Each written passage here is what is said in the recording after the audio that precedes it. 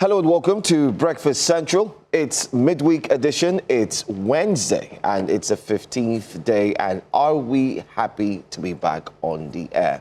A lot has happened and we're certain that as you tune in, you will be getting all the details of what took place in Abuja yesterday and also in Kaduna. Not forgetting too, a lot that actually happened concerning the political bigwigs and comments that were made yesterday that has stirred a lot of controversy, conversation and worries about Nigeria's futuristic hope when it comes to insecurity. The Senate President did speak, and many have said he made very little what seems to be very serious about Nigeria's insecurity. The capacity for Nigeria's military to ensure that they end insecurity is also on the focus. But we'll talk about all of these things in a moment. In the meantime, feel free to drop a comment or two. We're streaming live on YouTube and other social media platforms. But I want to say good morning and welcome to Breakfast Central. My name is Joe Hansen. Binga, good morning. Good morning, Joe. It's great to be here this morning. And like Joe said, so many news to bring to you, especially on the political front, as we inch towards the all-important 2027 general elections in Nigeria. So many things happening. And today, we'll bring you all the details and analysis on Breakfast Central. So sit back, relax, enjoy a cup of coffee as I hand you over to the delectable. I mean, this is one of my highlights of the day. You know, just how many of us, I mean, Joe and I are so lucky that we get to work with such an amazing and gorgeous human being. She's not just our sister.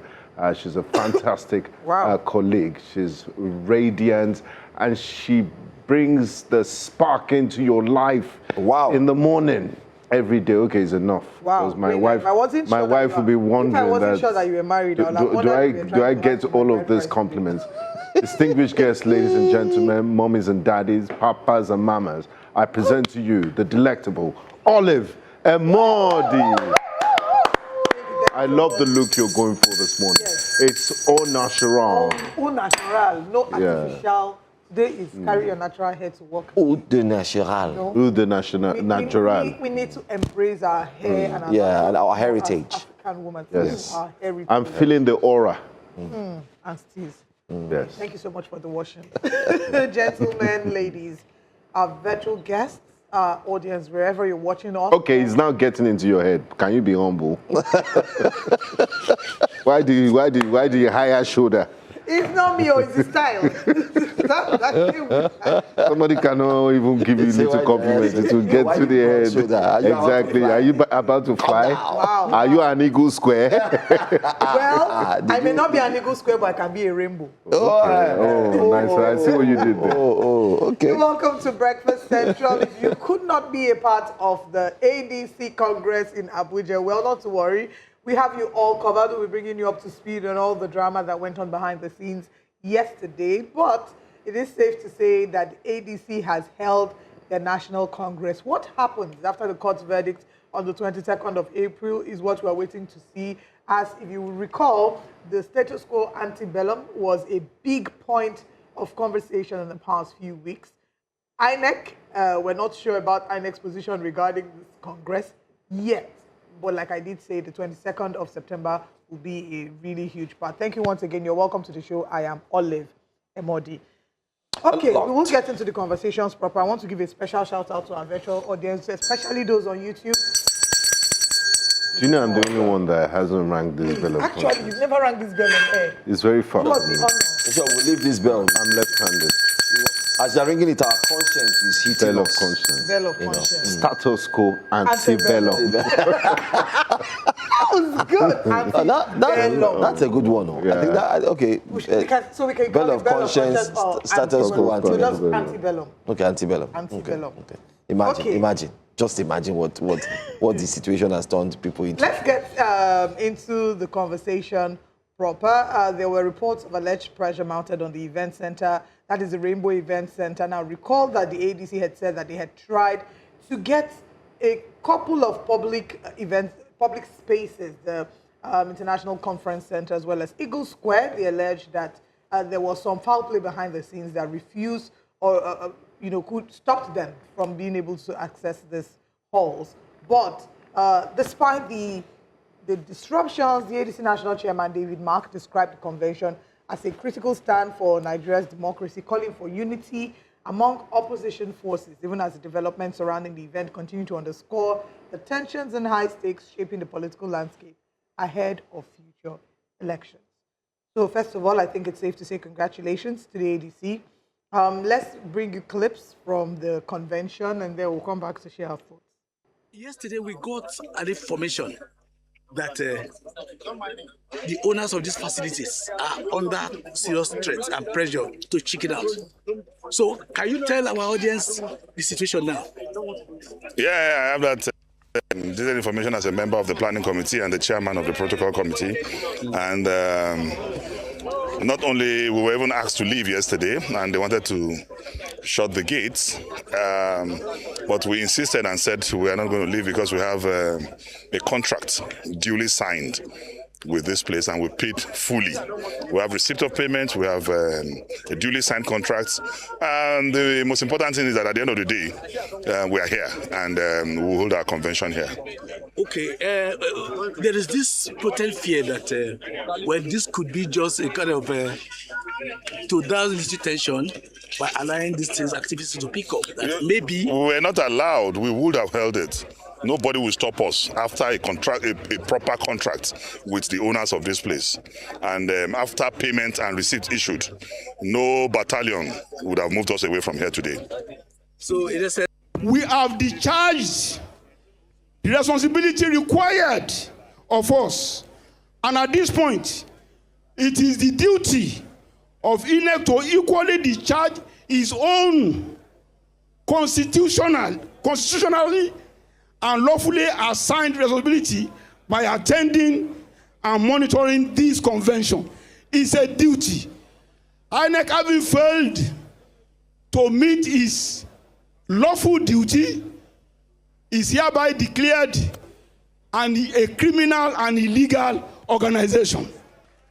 The decision of INEC to refuse to attend and monitor our convention amounts to dereliction of duty, bordering on a dangerously partisan outlook aimed at unlawfully delegitimizing the otherwise legitimate actions of our party, the ADC.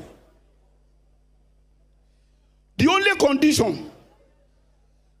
condition that will warrant a congress or convention of a party to be invalid is contained in Section 82, subsection 6 of the Electoral Act 2026.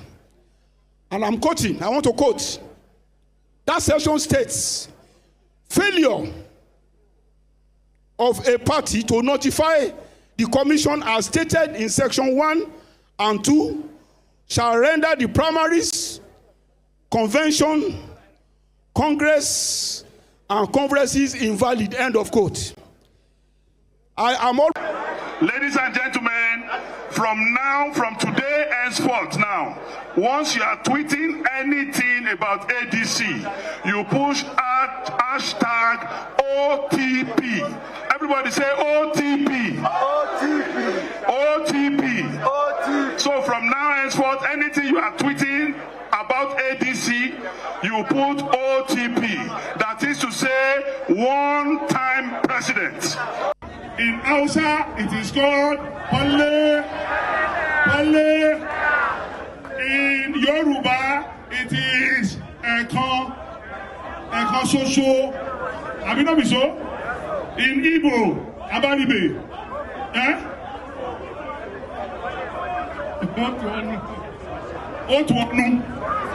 Thank you very much. Well, there you have it.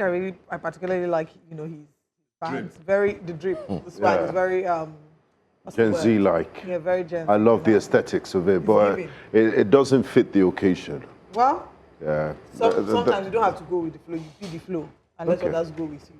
So let's flow on. Well, a lot happened yesterday. Just to highlight, yesterday when the convention started, there seemed to be a very big chaotic scene. They were told that there was no power. Power was cut. So the hall was hot. They had medical personnel on ground.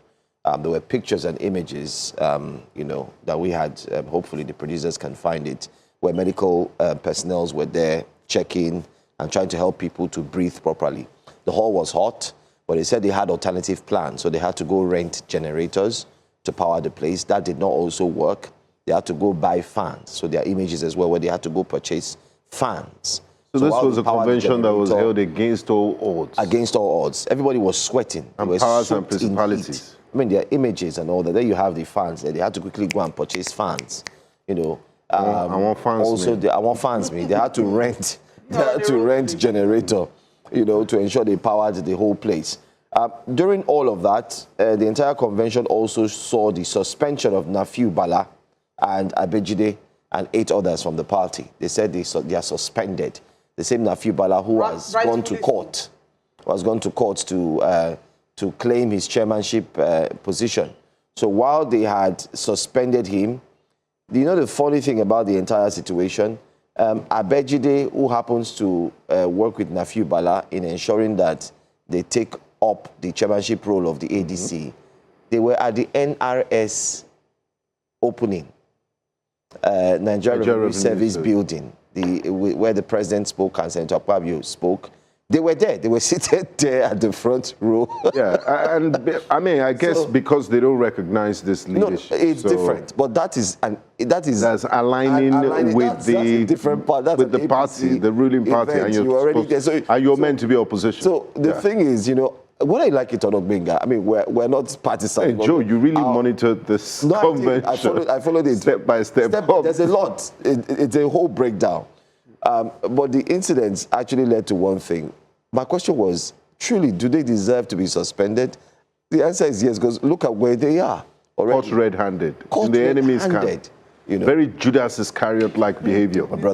My brother, a lot. So the ADC eventually... I don't know if you saw the point where former APC chieftain John Odigoyego. Yes, was about to shout instead APC instead of ADC, and he had to.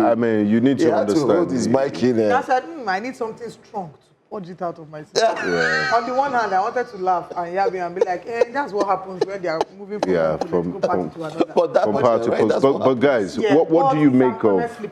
What do you make of Ogbeni Rauf Aregbesol's very strong condemnation of INEC, calling INEC a criminal organization? I think it went too far because they didn't send representatives to the Congress to monitor the convention.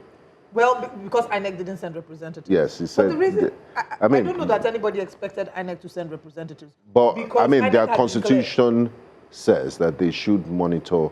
Yes, but because they currently have a case in court, and this convention happened by a party that INEC has refused to sort of recognize their leadership. So if INEC has refused to acknowledge their leadership, by attending, they will be running foul of the court. They'll be running foul of what they presume or what they have said is the court's interpretation of status quo antebellum. So I don't think that anybody expected but calling them a criminal organization is a bit too extreme, in my own opinion. Though. Yeah, I agree with you. That's a strong one. But then again, a lot has happened. Nafiu Bala's suit was actually was put to a halt. So the reason is because the Supreme Court needs to make a decision on David Mark. And the date has been fixed. So everyone is looking towards April 21st, 22nd. Why does it keep why does it keep moving? Well, yes, we'll need to put an end. Everybody needs to know what they're doing. So, Benga, welcome to Nigeria. Okay. Welcome. Another thing that people spotted and spoke about when it came to the ADC convention was the crowd that they saw, pulled over 3,000 people. According to reports from across the nation. Internet was not working. Yes. They couldn't post. There were those who argued that with the worst of conditions, they had the best of crowds because there was now a comparative analysis done between the crowd that they pulled, the crowd that the PDP pulled. They had a great outing, if you can put it You think so? With all the heat So the heat speaks to the doggedness of the people. that there's something that they believe strongly beyond the level of their comfort. So against all odds. I'm not going to sit down inside somewhere where I'm sweating. I won't And you think know straight. the design of that Rainbow Hall is they have this trampoline. Yes. And it generates a lot of heat. Exactly. So imagine. And then I begin to wonder if the management didn't have standby generators, because when you pay for event space, you're guaranteed electricity for They the said they were period disconnected. when you were there. You Power were was there. By taken who? completely. They said, Who is by this the they? forces. I mean, they mentioned it that by the forces, power was taken away from them, no power. The Minister of Power and aware so of such incidents that in the Federal Capital Territory, there's no light in some places. Finger, there's a lot that's going on. But the truth is, whether you like it or not, the ADC, according to them, they say that they have gone ahead with their convention and it's been done and dusted. And by the way, they've actually, Senator David Mark has also maintained his position as chairman of the party. You know, he got it by over I'm trying to be very 1,400 careful with my words here, because this is giving a deja vu feeling. Of PDP. The courts would decide. No, exactly. Like Let's not, we can't preempt the preempt court. the courts. So we're not speaking out of But turn. it's kind of, anyway. The past 1 month has been a month of conventions. We've seen all three parties, all three major political parties, or leading political parties, the APC, PDP, and the ADC have their conventions. APC, of course, having the best, many would argue, the nation's flagship venue that they used for their convention. PDP having the second best. ADC, I don't know where ADC's Which venue. PDP are you talking about? The Abuja or Ibadan Convention? They would argue with you that the court has officially acknowledged and recognized. So Abuja. Ibadan was just as, But according they said- to Larry Olayinka and Amala Convention.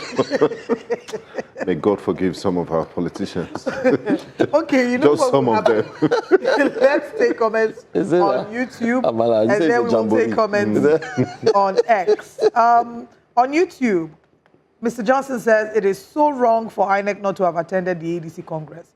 This trend is not good for our democracy. But when I saw that the Congress went on, I was happy, and I believe, again, that it will not be business as usual. And this time around, it will be weary, laughing, weary.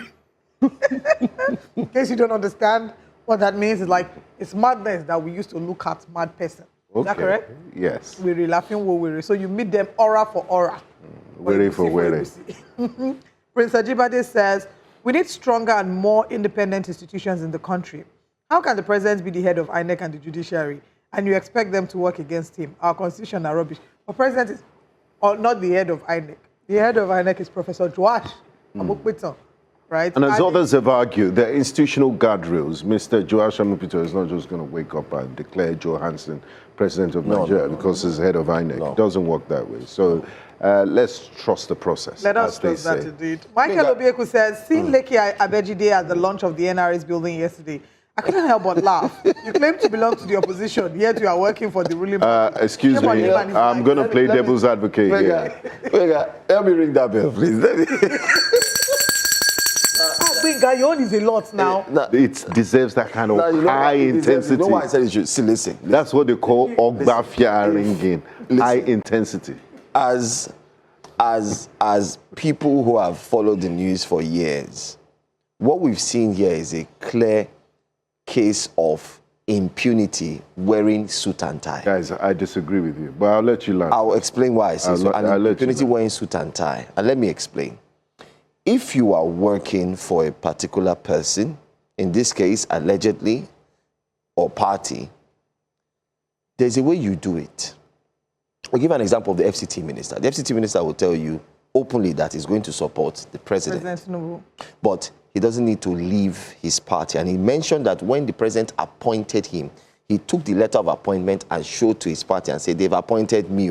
Make I go. National make I U- know. Nas- Make I no go. National Unity Bless I Government. go. You know, he put, let me use the word guardrails for now, just to ensure that whatever decision is taken, it is actually clear to people that these decisions were not taken vehemently as an opposer of his own party, even though many have come out to say you have completely tarnished and killed the party.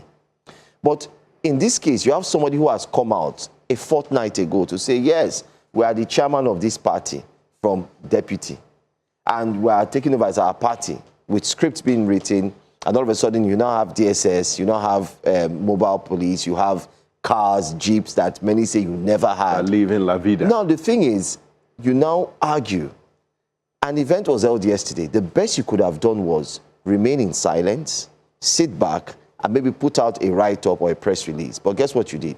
You went to the current party, and you've denied that they are not part of your decisions. But you sat there, and you were part.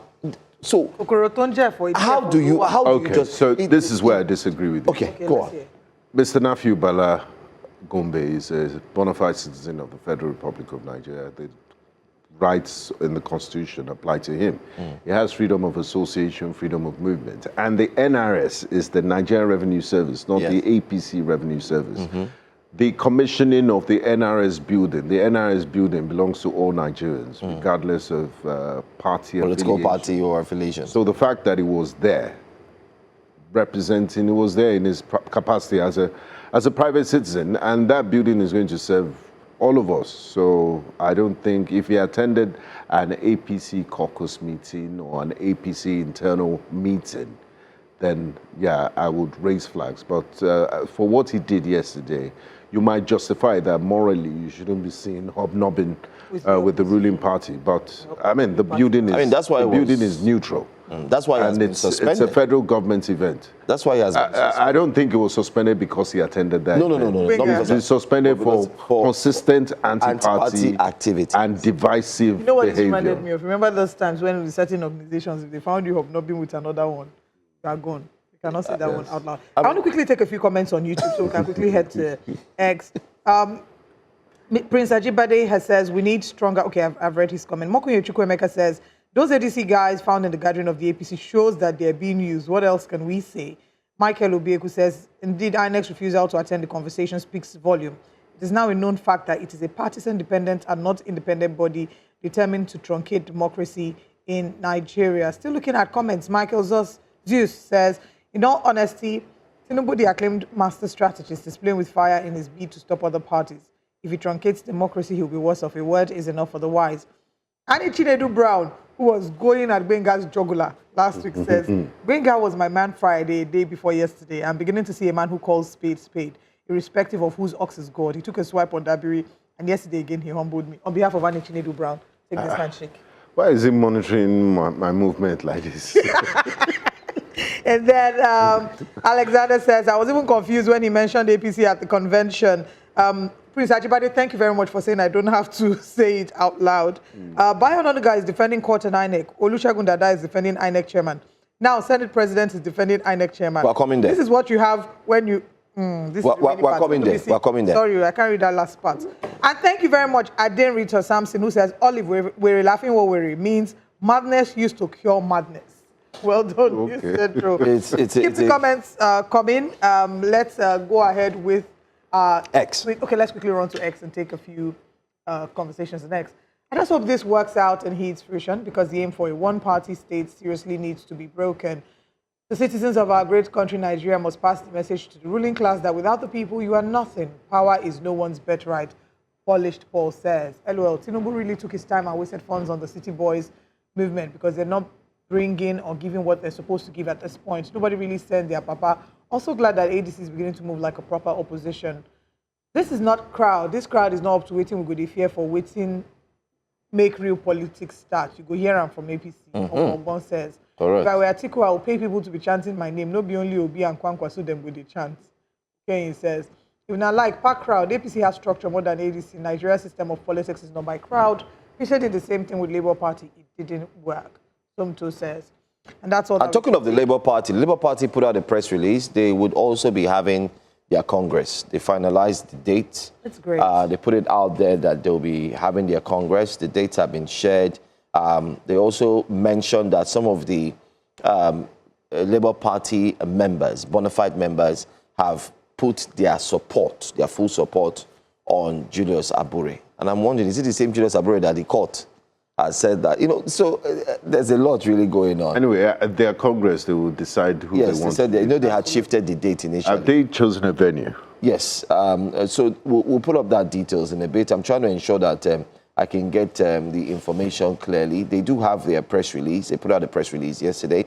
And coincidentally, the press release came while the ADC was having there. So it's pretty much like a wake-up call that, okay, listen, I think it's time for us to also have ours. They were supposed to have theirs before the ADC, but they had decided to, stop it, said they need to have some conversations. All right. They should try ICC, International Conference Center, or Eagle Square, it might be free. Yes. So let me just run through. Labour Party, they announced a new date. The new dates are 14th of April, 2026. They have World Congress, Thursday, 23rd April, the World Congress. The World Congress is the local government Congress will be Friday, 24th of April.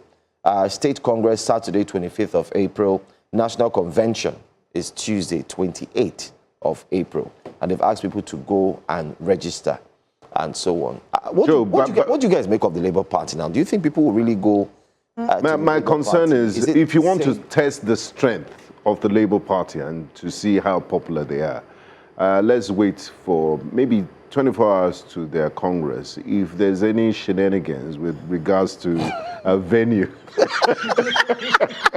or electricity. That's a good one. If there are oxbow lakes and landmines, then you know that Labour Party is formidable. But I don't think they'll. If it's as easy as the PDP convention. You just give the person who's orchestrating this an idea that, oh, that's true. Let's also disrupt so that it will seem like it's across all levels. I mean, didn't the PDP hold Abuja convention? It was so peaceful and lovely. It was almost like Valentine's Day dinner.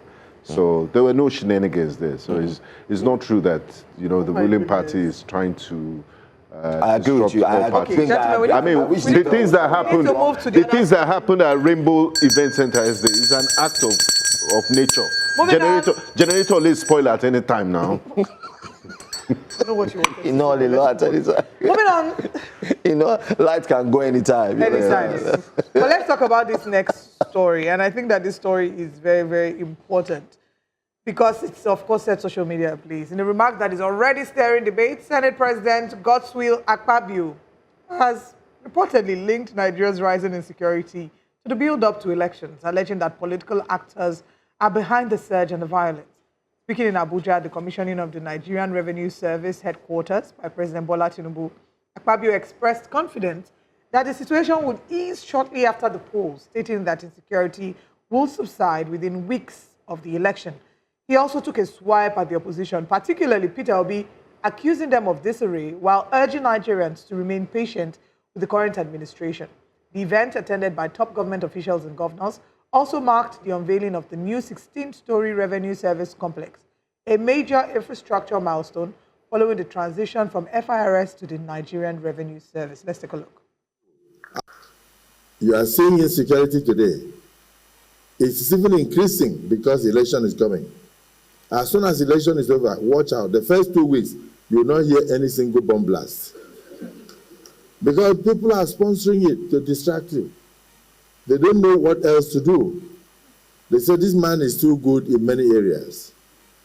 If the governors are attracted to him because he's taking very good care of the states. He came in with less than 18 governors. Today he has almost 32 governors under his fold, out of 36. So where do we belong? How do you win election when you don't have the structure? And some people say that even now, that some embassies are closing down. Not many embassies are closing down. Many of the embassies are afraid of repercussion from their foes. For instance, I can say that America is a bit worried about the bomb blast from Iran. And so across the world, they have to reduce their staff in case Iran decides to attack their embassies. When people are thinking, oh, Nigerians, embassies are closing because election is coming. It's not because election is coming. Election will come and go. And God will protect you. God will protect Nigeria. Nigeria will outlive this election. Look at what they are doing now. Is this going to be taken away when you go back to Babylon? It's going to remain here for the benefit of future generations of Nigerians. So I'm very proud of what I'm seeing here. And because of lack of time. So the Senate President came under fire, just in case you do not know, yesterday on social media, not just on social media, If you listen to other news sources, even the print, the newspapers, I'm sure later on we look at the papers, we'll get to see a lot of reactions. And Nigerians have continued to ask, where did the Senate President get the information from that the embassies were closing as a fear of attack that's coming from Iran? Take, for instance, the United States Embassy that decided to shut down its office in Abuja as a result of citing, they highlighted why they closed down, why they stopped, active, responses, services, and so on of the embassy in Abuja. And they cited the reasons. They said, number one, because of insecurity. It was written there boldly, clearly. They never mentioned that of Iran. So maybe we'll wait for a response from the United States again to what the Senate President has said, because everyone is asking questions to Mr. Senate President. How did you know? How did you get the information that Iran was going to attack the United States Embassy as a result of fear? That's one question. I mean, it's very unfortunate that the Senate President just gaslighted and did a whole exercise in deflection, because this is what he said is totally wrong and untrue. Number one, the Iranian position has been very clear. They have no qualms. They have no business with Africa at this moment. Their fight is against the United States and Israel and United States assets in the Gulf, GCC countries. So by putting Nigeria into this equation, it's doesn't fit. A classic case of deflection. He's making up things and excuses, because that statement is not grounded in reality. Why would do you know how many miles away Nigeria is from Iran? Why would Iran attack a United States embassy in Nigeria? And they've clearly stated out what their fight is against. That's on one hand. And number two, like you rightly said, the United States government itself gave its reason on its website why they are closing their embassy and, taking out non-essential staff. Is because of heightened security threat in Nigeria, where they're situated. Why not deal with the security situation? And then number three, which is the saddest part of it, absorbing responsibility and saying it's because of elections. Let's concede for the sake of argument that even if it's because of elections, does it mean that these bombs should keep going off? Don't you have the full complement of DSS, police, army, navy, air force, civil defense? Didn't you swear an oath to defend the lives of Nigerians? You're part of the government, you're the legislative arm. By doing that, it's just saying, you know what, let's just fold our hands and let's wait it out. After the election. After elections. Do you know when the elections are? So next year. It's okay for Nigerians to keep dying on a daily basis. This is unfortunate, and this is coming from the highest level of government. This is a Senate President of the Federal Republic of Nigeria, the people's representatives. And it's very, very unfortunate. Okay. Admit you have a problem and come up with strategies to deal decisively with it, rather than deflecting and coming up with phantom stories. I'm going to pick up from where Benga left off in terms of admitting that we have a problem with insecurity as opposed to making excuses. The unfortunate part of the statement that he has made is that it contradicts the government's position. The government has often given the perception that we are on top of this. What we're seeing is a desperate attempt from the part of these terrorists. So the government gives off the impression that it is on top of it. And what Akpabio is doing is contradicting the security narrative that the government is given. I do believe also that there is a level of empathy that is missing in that statement. We recently talked about the number of soldiers, high-level command, that have been killed as a result of the fight against insecurity. So when things happen like this and we pen it down to mere distraction, or they're trying to distract President Tinubu, is because of election, it reduces the value that we place on a Nigerian life. What is the value of a Nigerian life? For every time a Nigerian life is lost as a result of insecurity because a government has failed to secure the people, the government owes the people an apology, a renewed commitment to fight insecurity, not excuses. And what he has done is, or what he has said, in a way, pour some sort of disrespect or pour speaks on the memories of the people who have lost their lives as a result of insecurity. Not just the civilians and the Nigerians, but also the military men who are every day on the front line, risking their lives, whose families will never get to see them, some may never get to see them again as a result of this. And then, it's interesting that this is said, especially when recently we had a list of people who are allegedly sponsors of insecurity. And this is not the first time we've heard that there are people behind insecurity in Nigeria. What will be done with the so-called sponsors? You know, what investigation, what more information do we have other than the names that have been put out there? And are we going to see a probe? Are we going to see a court trial? Are we going to be able to see that the government will follow through with this? Or is it just something that is thrown, like throwing a bone to a dog to pacify the dog? You know, are we being teased or being temporarily calmed in preparation for the election so that we can have something to hold on to against insecurity? And I think, finally, this sets a political trap for his political party. Because if he categorically says that right after the elections, insecurity will be over, which historically has never happened, at least we would have not been having to have this conversation today. He has given the opposition a weapon to use against him and to speak to not just the credibility of him as a person, the credibility of the office he has occupied, and the credibility of his political party.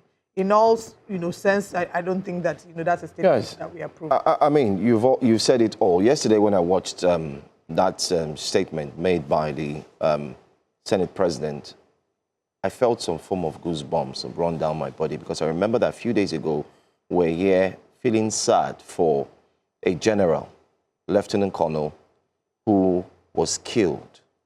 Remember Uba,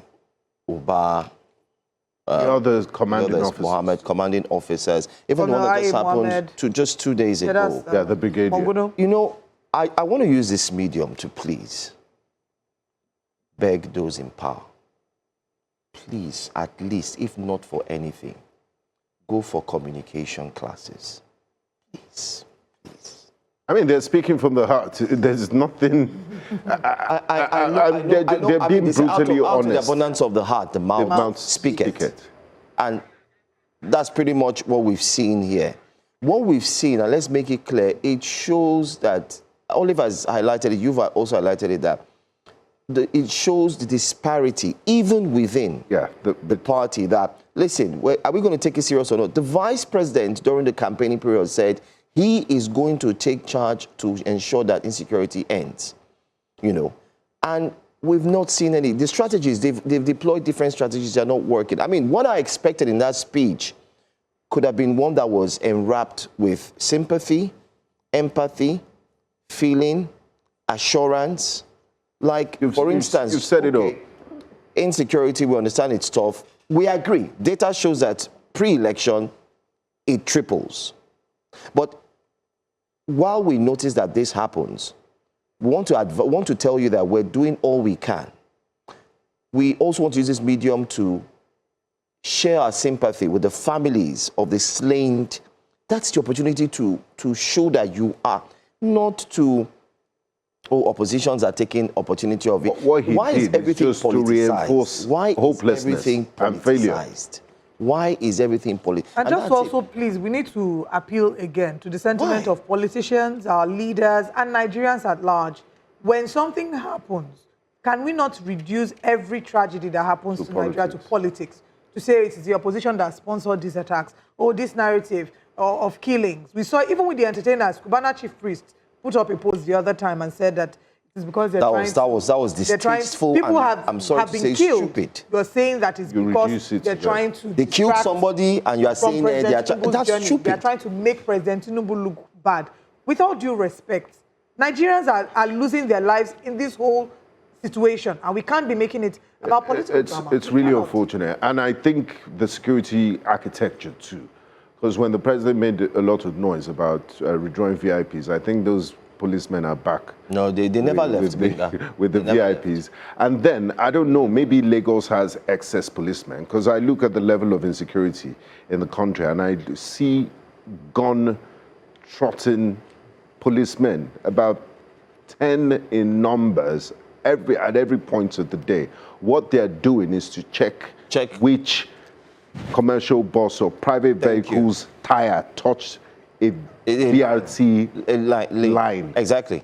And Please, in the midst of all of this killings and insecurity, is that the best use you could put those men of the Nigerian police force to? Armed men disturbing private citizens every day in the name of traffic enforcement. That's what you've reduced them to. Anyway, we're not really serious about tackling insecurity in this. Bingo. As long as I see those gun-trotting policemen on that road, then it means we're just paying lip service to it. And there's a final take as we wrap up, because our first guest has joined. We need to have a conversation quickly. The Senate President also made a statement that the current INEC boss, yes, said victory is sure. Well, he did not say victory is sure for APC or PDP, just said victory is sure. What tweet was he responding to? Exactly. So the Senate President, in other words, has also caused another ripple effect within the APC. How do I mean? The Senate President should know that when somebody responds to a tweet, the person has aligned with that tweet. Maybe he doesn't understand in the context of the initial Dio Israel tweet. You respond to a context. He responded to It wasn't like he tweet. put a random... Thank you. He didn't tweet on his own.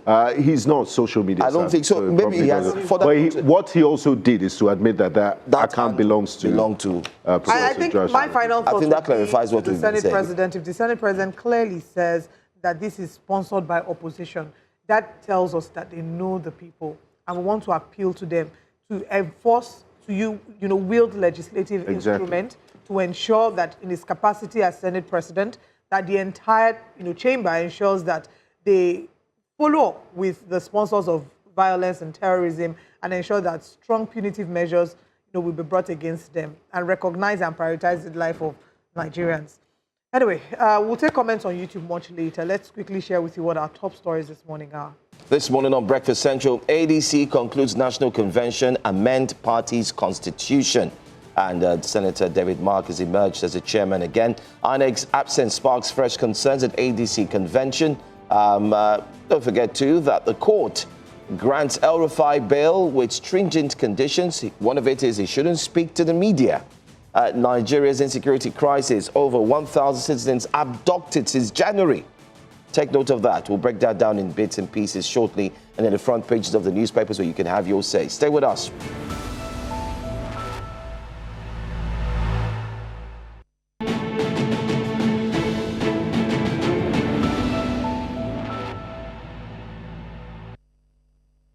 We begin with discussing about Nigeria's political landscape ahead of the 2027 election, which continues to heat up as fresh tensions emerge between the African Democratic Congress, ADC, and the Independent National Electoral Commission, INEC. The former Osun State Governor and key ADC figure, Rauf Aregbesola, has declared the party's recent convention valid, insisting that the electoral body failed in its responsibility to properly oversee the process. Aregbesola argues that the party complied with all necessary legal requirements, maintaining that INEC's absence or refusal to recognize the exercise does not invalidate the outcome. The development adds another layer to the ongoing leadership and legitimacy crisis within the ADC as factions battle for control and recognition, with potential implication for the party's role in the 2027 elections. Well, to unpack this development and what it means for Nigeria's political landscape, we're joined by a member of the ADC. The last time he was here, if I can recall, he was a member of the People's Democratic Party, but now we can add a former member of the PDP, but now a member of the ADC. Mazi Nnamdi Dixon Riobo joins us this morning. Could that be the reason for the new look? Thank you so much for being here this morning. Happy New Year. Good morning. Happy New Year, Mazi. Thank you for having me once again. Happy New ADC year. I'm a member of the ADC. Thank you. Wow. Okay. Mazi, what happened? You used to believe so much in the dream of the PDP. Yeah. How come you are now a member of the ADC? Well, first, maybe I may just be the bridge that will eventually connect all opposition parties, particularly the PDP and the ADC, and maybe LP and others, because it is clearer now to everyone that no political party is safe under the regime of Tinubu. The intention is to make sure that every political party is weakened, and so that INEC may just go ahead and coronate him as president in 2027, even when he has failed woefully. So my sojourn to ADC is in line with the vision of the leader that I am following, which is Mr. Peter Obi. Of course, you know that while in the PDP, I've always maintained that I am obedient. And that's because Peter Obi is the candidate that I have personally identified as someone we can, all embrace to help us get out of the woods, because Nigeria is in a terrible state right now. And we need a leader who is selfless, who has the competence, capacity, and character, and the energy, required to fix this rot that we are currently facing. So I have simply finally embraced the party that he belongs to. But it doesn't mean that the relationship with PDP will not be sustained. It has to be sustained, because I maintain that ADC and the PDP and other political parties in the opposition must form the real alliance towards the victory that we're expecting in 2027. Once we all are able to more like adopt a consensus candidate, which is what I have always advocated for, that we need to adopt a consensus candidate. And in this case, who else would better fit that bill than Mr. Peter Obi? If Peter Obi is adopted as a consensus candidate today, even my own end of the PDP, even if the Supreme Court didn't rule, whether in our favor or not, we will adopt him, because that was what we were preparing for. While I was in the PDP and all of the things that we were doing, the plan, the vision is to present a better alternative to what the current administration has given to us. And Peter Obi represents that. And that's it for me. Then African Democratic Congress, why not? Because everyone that you see in it right now, we have been united by a common cause. That common cause is to save democracy, save the nation from this ditch that we found ourselves in. And so I went home last week to begin to consult with my people, because I have mentioned to you that I have indicated the interest to represent my people in the Green Chamber. And during the consultation, clearly the first condition is that we don't see PDP in this race. Okay. So why don't you join our brother, our leader, Emeka Ihedioha, who happens to come from the same place with me, and my people pressured. Why not? They are the ones I'm going to represent anyway. So I listened to them, and today, yes, proudly a member of the African Democratic Congress. Regarding, your desire to unite the PDP with the ADC, do you genuinely believe that that's a possibility, or is that hopeful and wishful thinking? No, it is a possibility. Don't give attention to what Nyesom Wike and his group are doing. Those are not members of PDP. Forget that they have occupied the Secretariat and they are parading themselves as leadership of the right leadership of the PDP. They are not even members of the party, because clearly you cannot. Politics is a game and it has rules. It's just like football, right? If a particular match is going on between Arsenal, for instance, and Chelsea, and a draw-by is in the pitch, or let's use our own number 9, just took off, okay. A draw-by is in the pitch, right? Draw-by cannot be said to, he's playing for Arsenal at the same time he's playing for Chelsea. He couldn't be in the same pitch, score for Chelsea at a moment, and then go for a goal also for Arsenal. That's not how it works. So nobody would deceive us, that Nyesom Wike and his group are members of PDP. If they are members of PDP, they ought to be holding the government to account. This is a group of people that are every day praising the president, who has failed woefully and all that. So our own end has led, it still sounds like I'm a member of the PDP.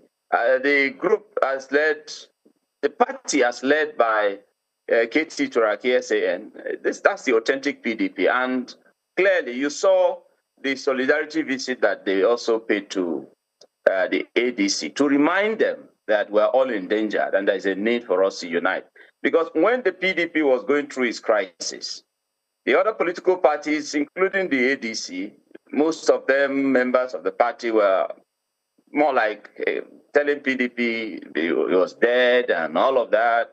And we kept saying to them that it's not just particularly about PDP. These people have shown clearly that they haven't failed that they want to muzzle their way back to the villa and all that. So we must unite. That was the song we were singing, all those while. And well, today I am in the ADC, and like I said to you, I may just be the bridge, the sacrificial lamb that may be used to bring these two major political parties together so that we can help save this country.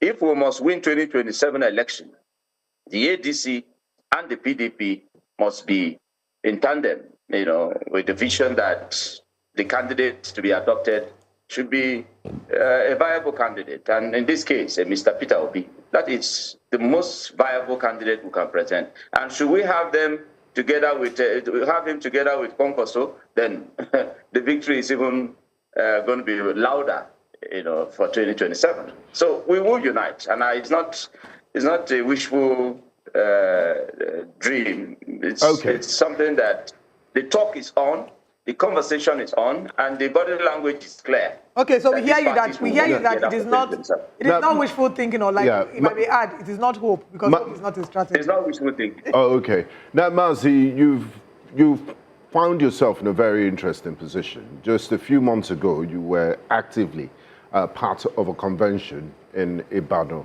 the PDP convention.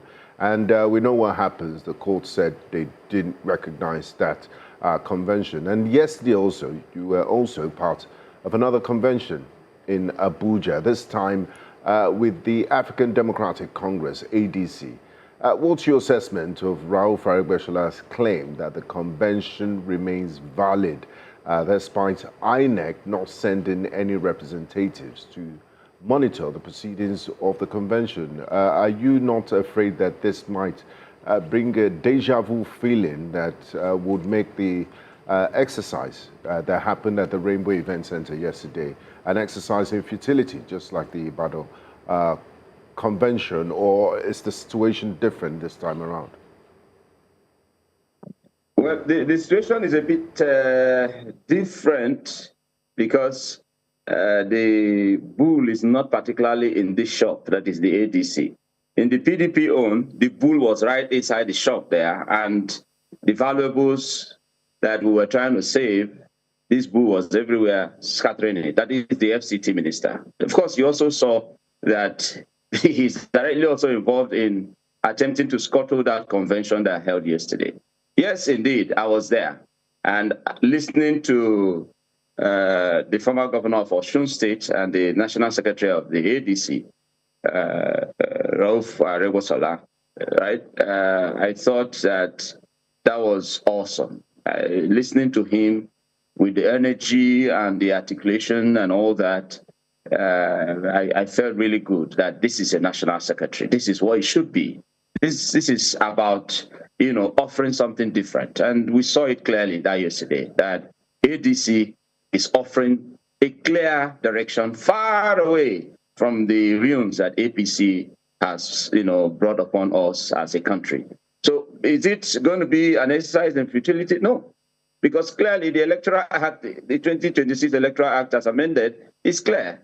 Yes, the business of the party is to notify INEC, give INEC 21 days notification. That is the business of the party. The aspect of INEC attending is choice. The Electoral Act says INEC may attend, and that may allows INEC to decide not to attend. After all, a political party having a convention is more like a party, a family having a meeting or having a feast or having a get-together. So that they invited you, you didn't come. The family will continue with its meeting, and whatever position they come out with, you can't help but accept it because the family did meet. And that is what happened yesterday. Of course, when the convention held, the constitution of the party was amended. One particular part of the constitution that was amended that I got really excited about is the part of expelling or sometimes expelling, sometimes suspending members from the ward level.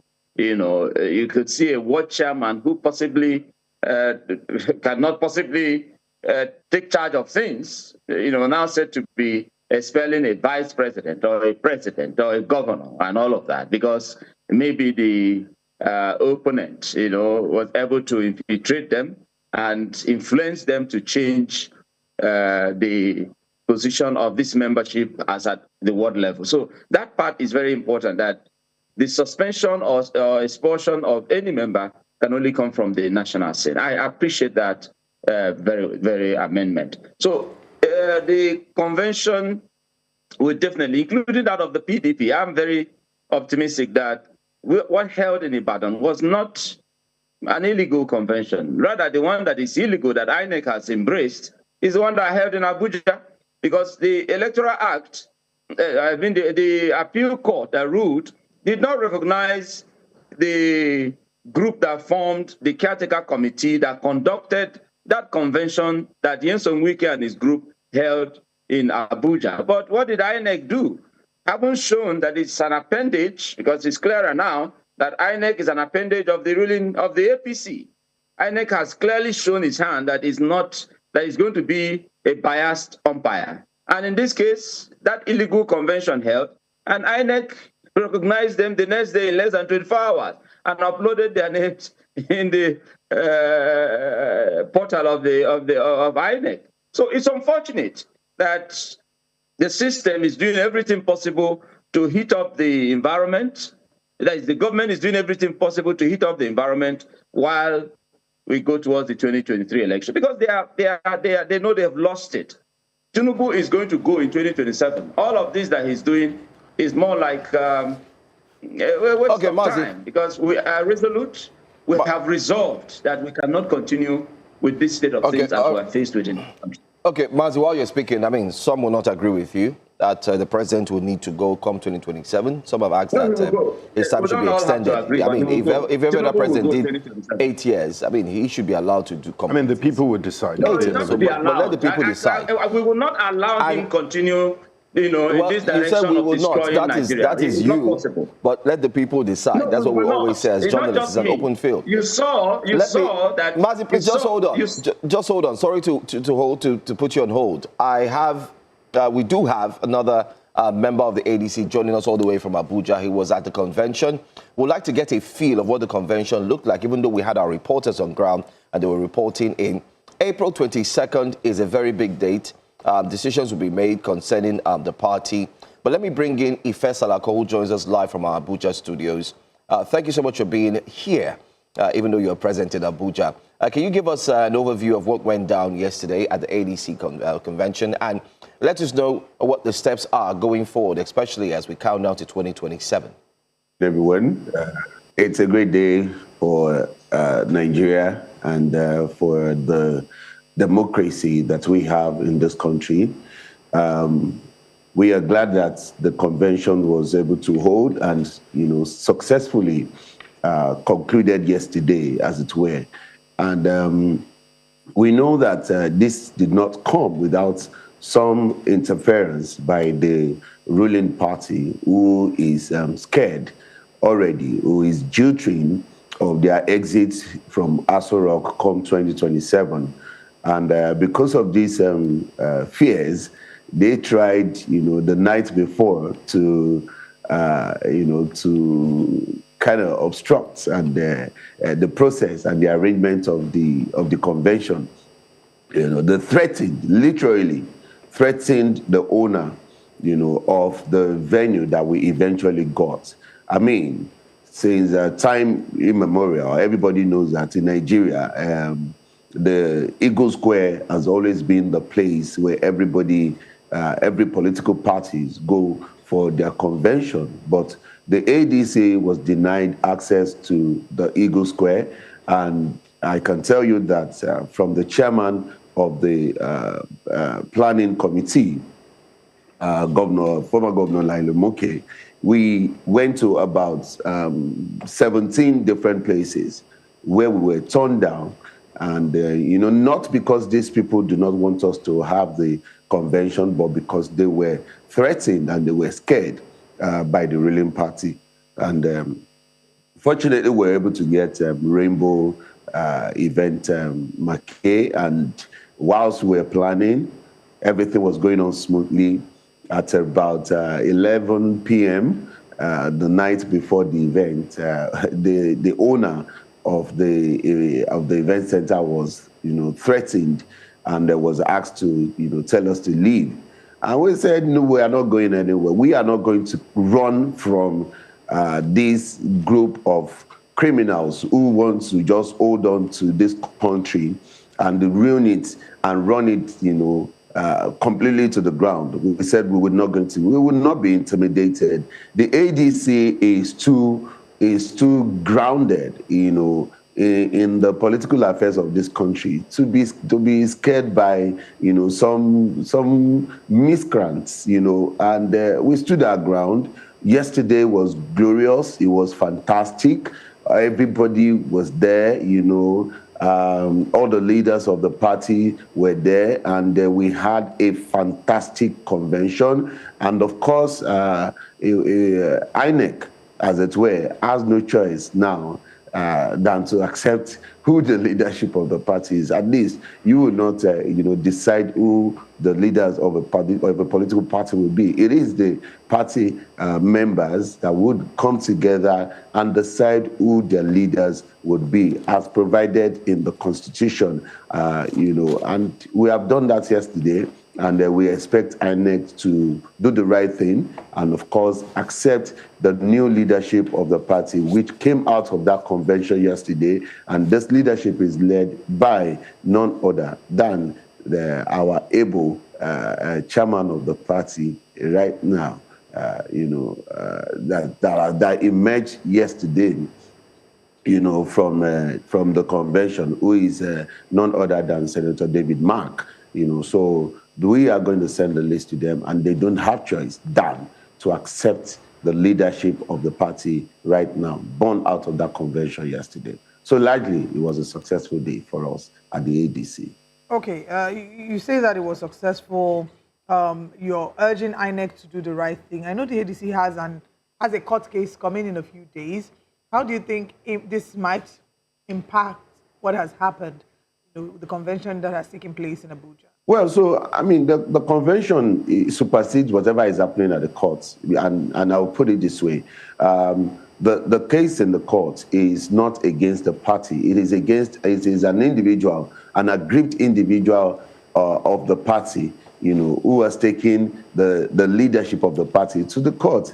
And if this person is truly a member of the ADC, he should have been at the convention yesterday. He should have been there. He should have come to now, contest, for the leadership position that he thought he deserved.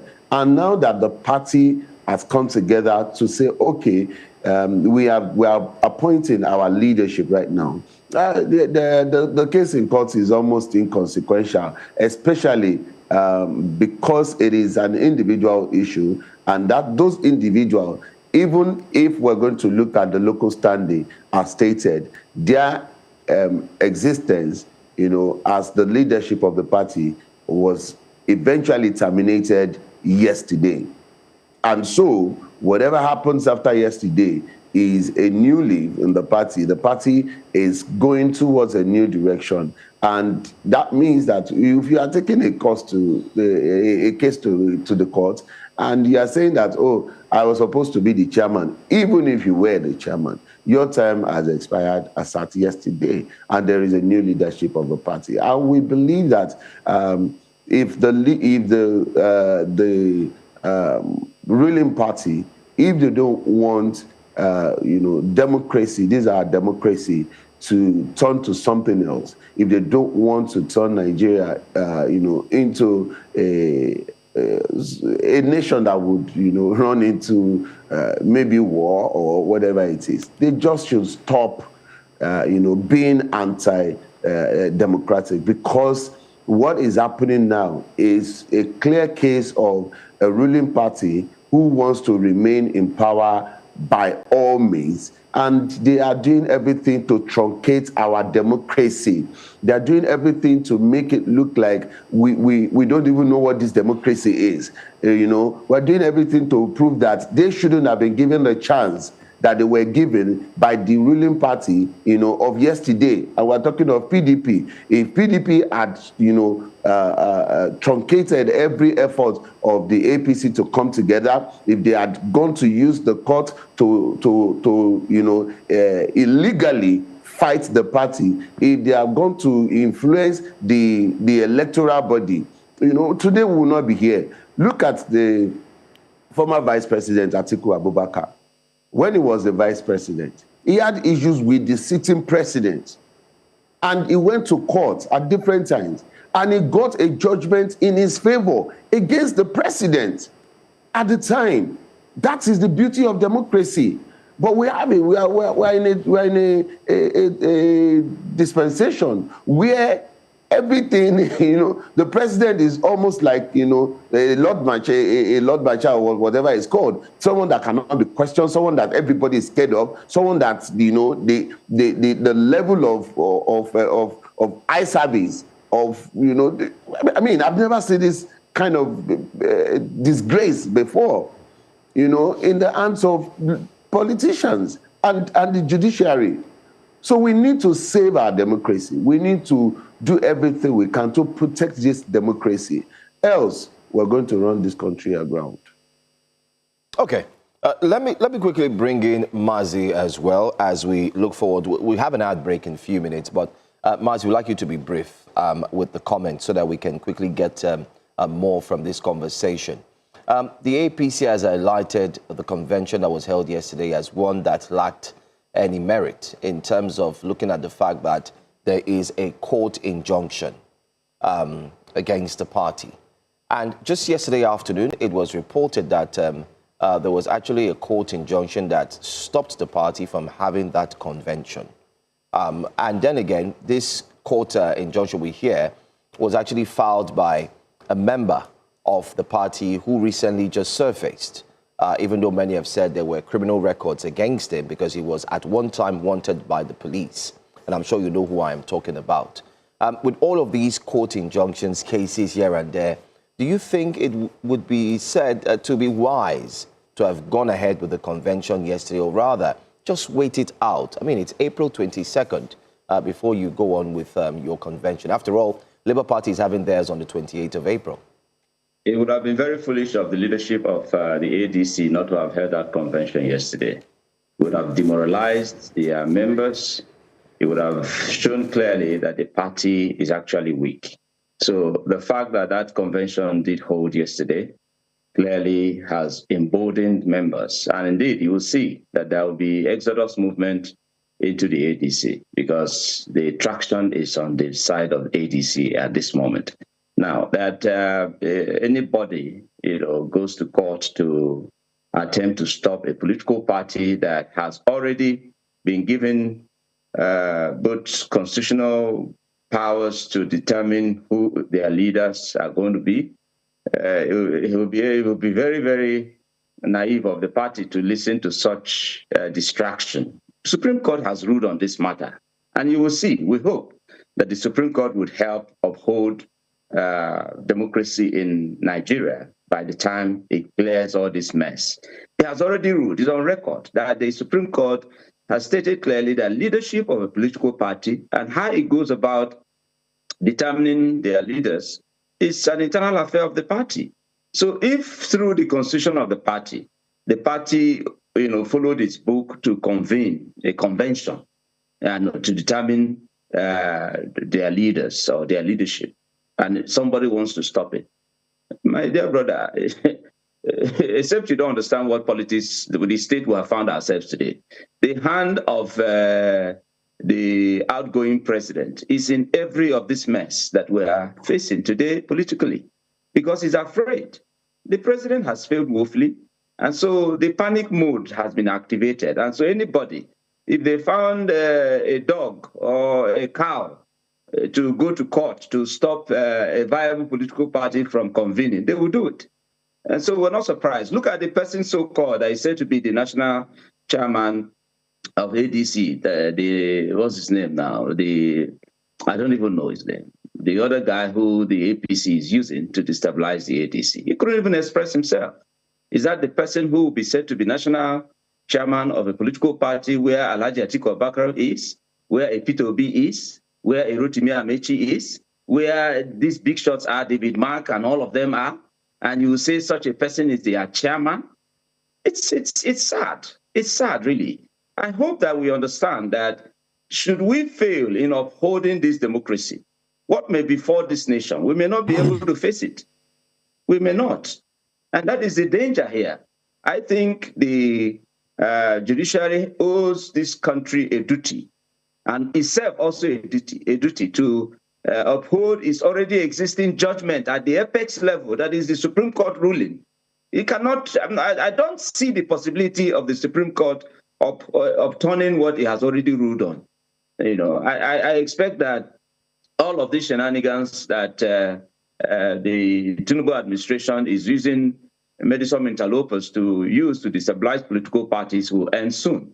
I am very optimistic on that. And I commend the leadership for their dexterity, for their courage to ensure that that convention did hold yesterday. Like I told you, I've been there. We witnessed that of the PDP. The intention was clear. The intention is not to slow us down, but to stop us completely.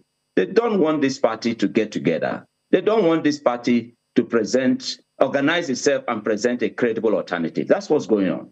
And we cannot allow that. No Democrat should, no Nigerian citizen should allow this nonsense that the APC government is doing to stand. It won't stand. And we would do everything possible to ensure that they go packing in 2027. Like I told you, they know they're already going. And that is why thank you, Bazi. Thank you. Thank you, Bazi. Addressed the outgoing president as he should be addressed. Well, we can't address him that way. I mean, he hasn't been made that way. As far as we're concerned, that is the president, the commander-in-chief of the Federal Republic of Nigeria. We'll go on a break. We'll go on a break. When we come back, we'll have just a few more minutes to continue this conversation as our next guest is just around the corner. Stay with us. This is Breakfast Central.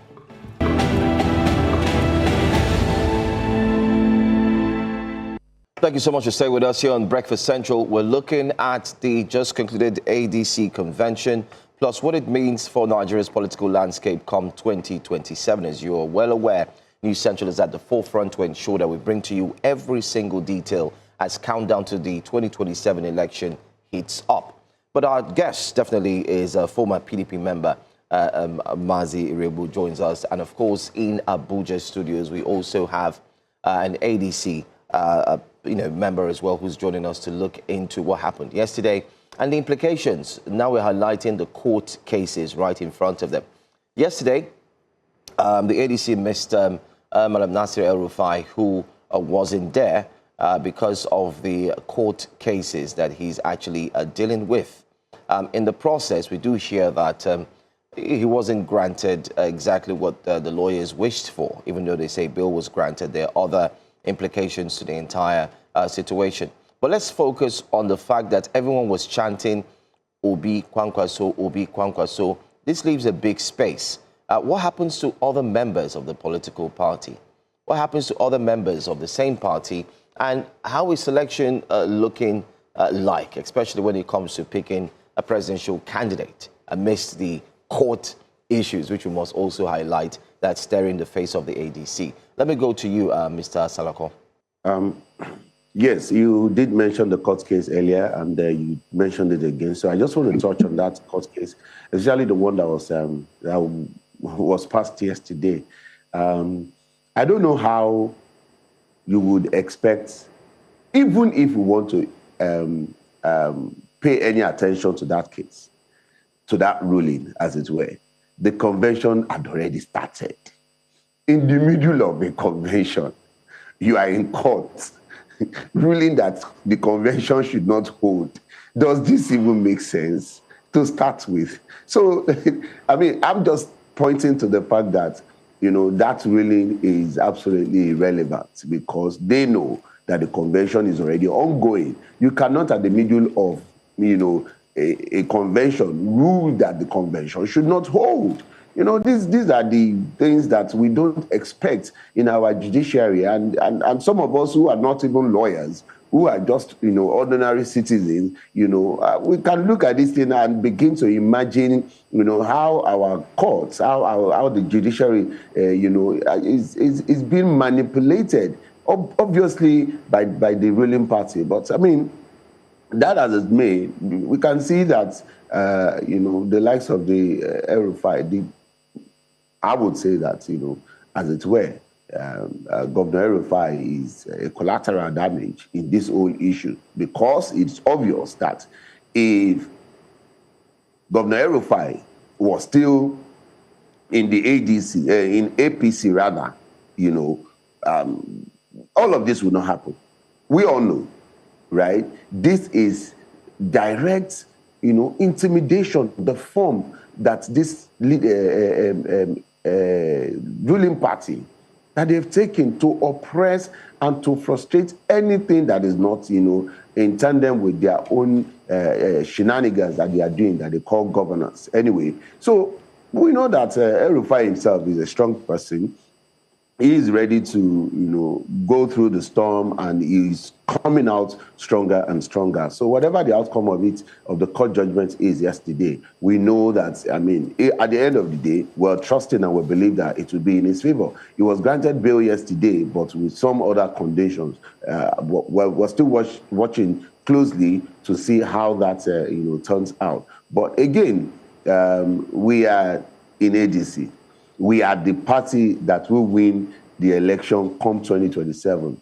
All of these things that the ruling party, is doing is just showing their weakness, exposing themselves to the people, to the populace, to the electorate, that we don't deserve to come back. The APC does not deserve to be addressed as a democratic political party. Because these are the characters of tyrants.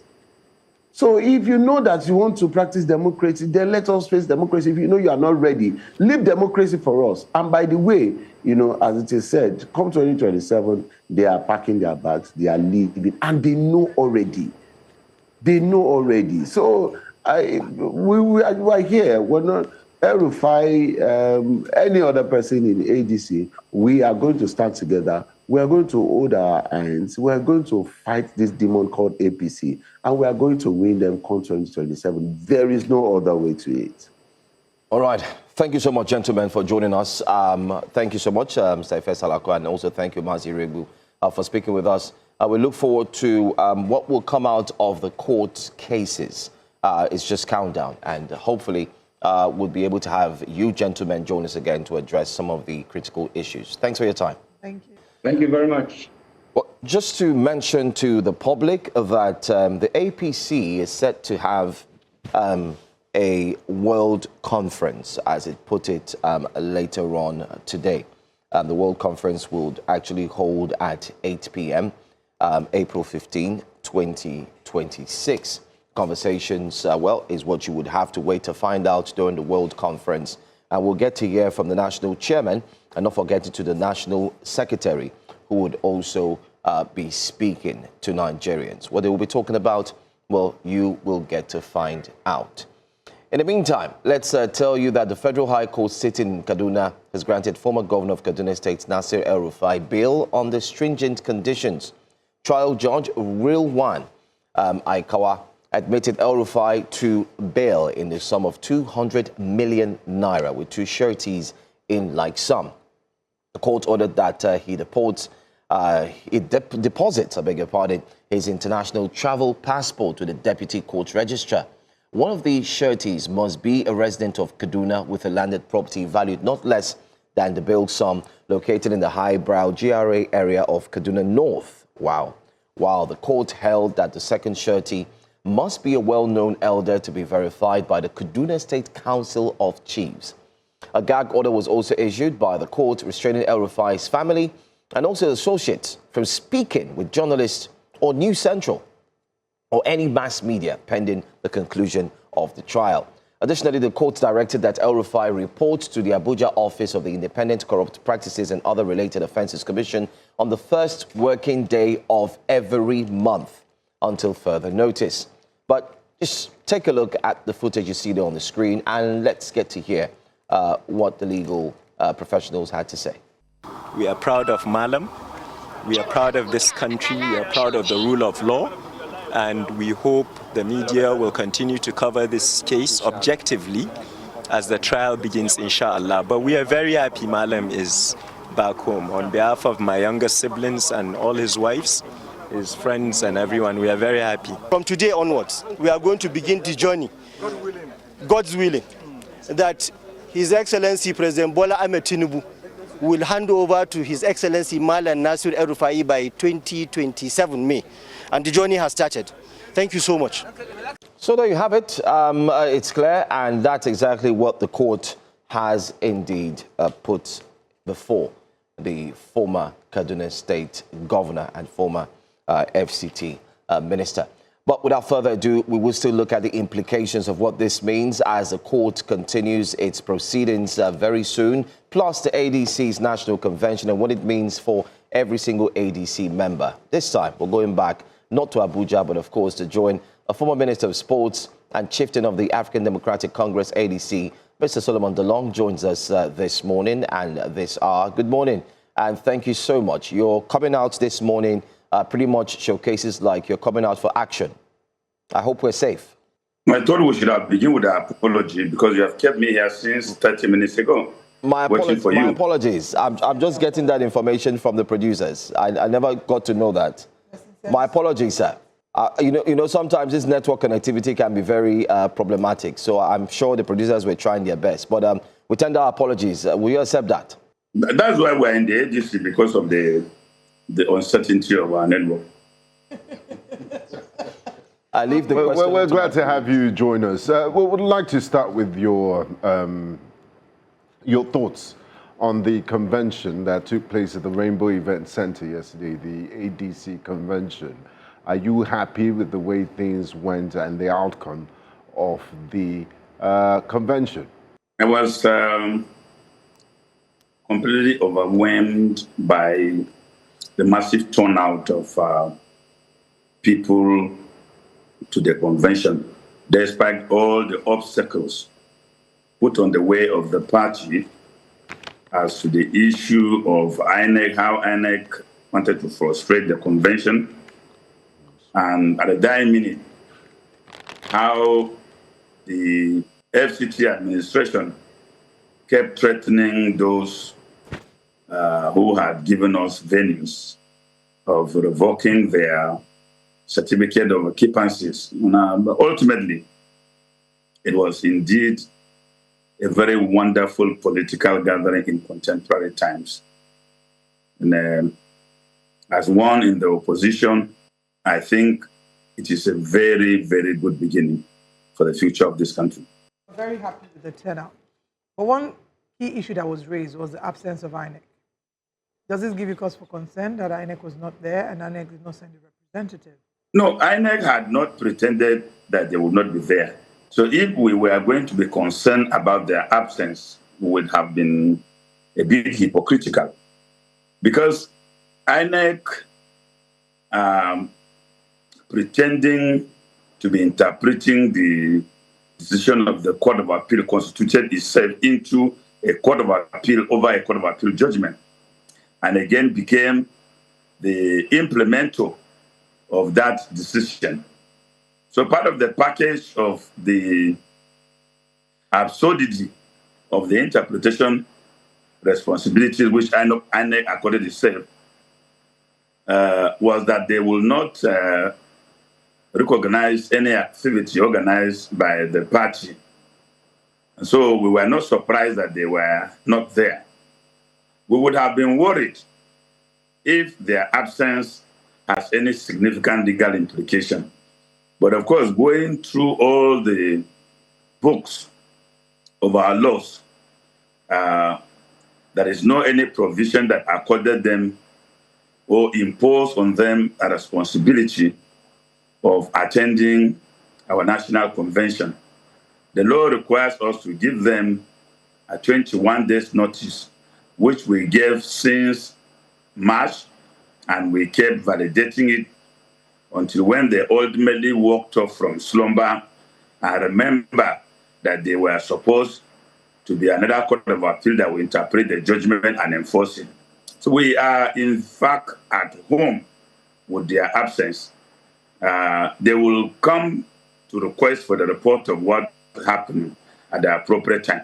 Comrade Dalong, so many critics of your party say it's a party of strange bedfellows and recycled APC in a new bottle. You yourself served as a sports minister in an APC administration not a long time ago, but just in the last administration, and so many of your members are ex-APC. So why should Nigerians trust your party to bring about the desired change? They also say you just want power for the sake of it. You're telling us everything that is bad about the APC, but you're not. We've not seen a clear program of intention on what you will do differently if your party gets the opportunity. You see, your question has helped me explain the convention we had yesterday. Because the convention, convention resolutions were the approval of actions taken by the National Executive Committee at the 99th and 100th National Executive Committee meetings, which approved far-reaching resolutions that reorganize and restructure the party. Now, part of the resolution approved yesterday was the policy and the manifesto of ADC. And then the approval also that every member of the ADC contesting election must campaign on the manifesto of the party and not individual wishes. This is a far-reaching decision because it has now pinned down aspirants in the party to work within the framework of the social contract the party will have with the Nigerian people. And what is the content of the social contract, the manifesto and the policy approved? There are far-reaching inputs which review the history of manifestos in Nigeria and aligning it with Chapter 2 of the 1999 Constitution as amended. If we were to go with our Constitution, there should have been no any leader in this country that would have complained of being deficient of ideas of how to run this country, because Chapter 2 is very, very comprehensive. Chapter 2 talks about even doing justice to all manner of men. It doesn't require borrowing money from IMF to do justice to Nigerians. This, the new manifesto of AGC, had it. So, but let me come back to the issue of recycled politicians.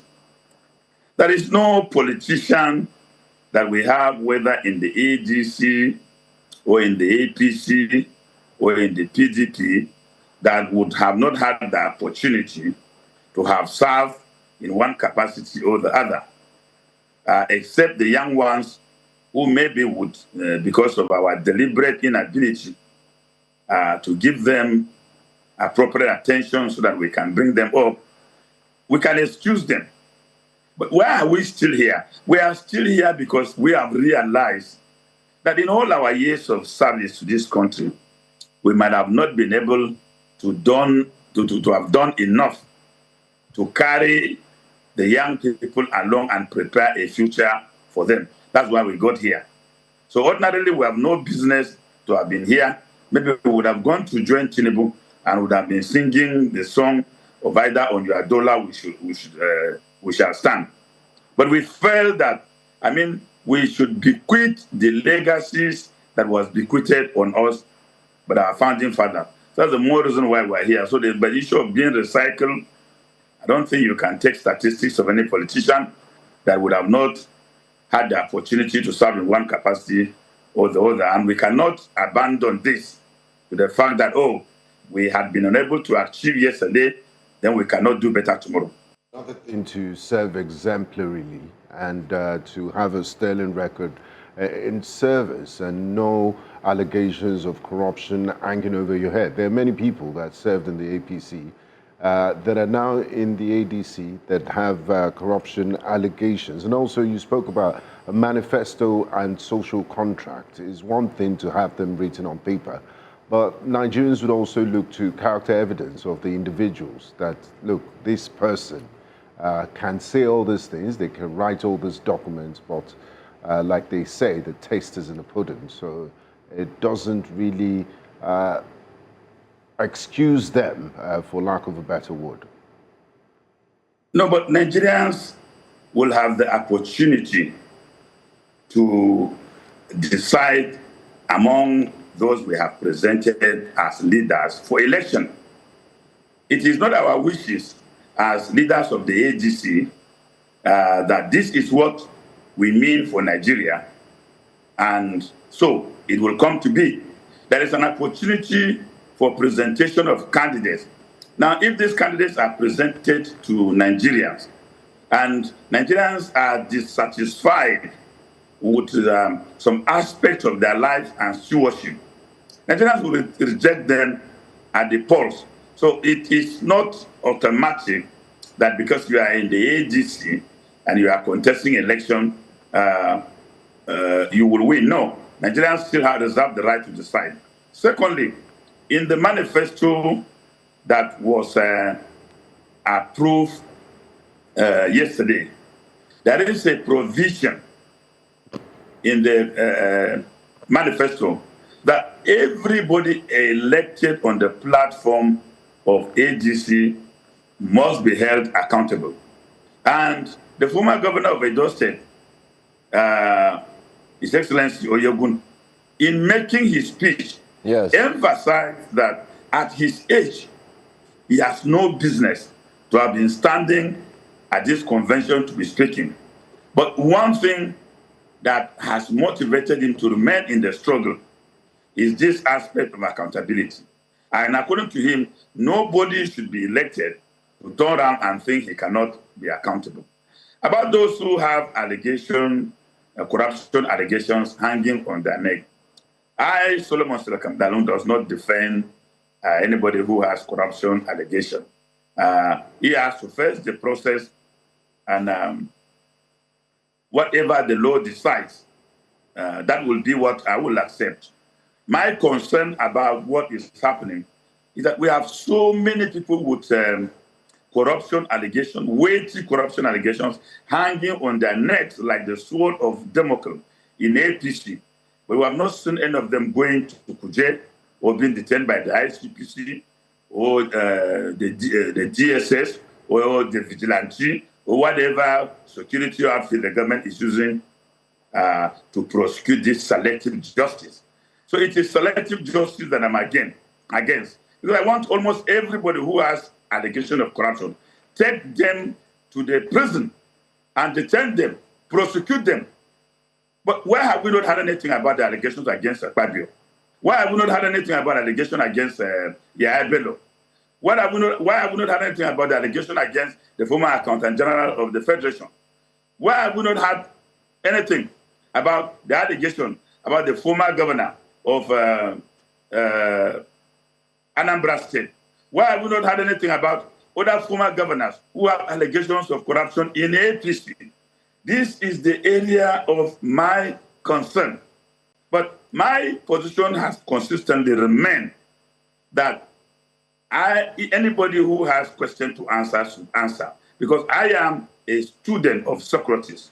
And Socrates said, when the death sentence was passed upon him and the youth asked him to escape in the night, he said, look, the law protected my rights and I enjoyed those rights. If the law now demands my life, I will surrender.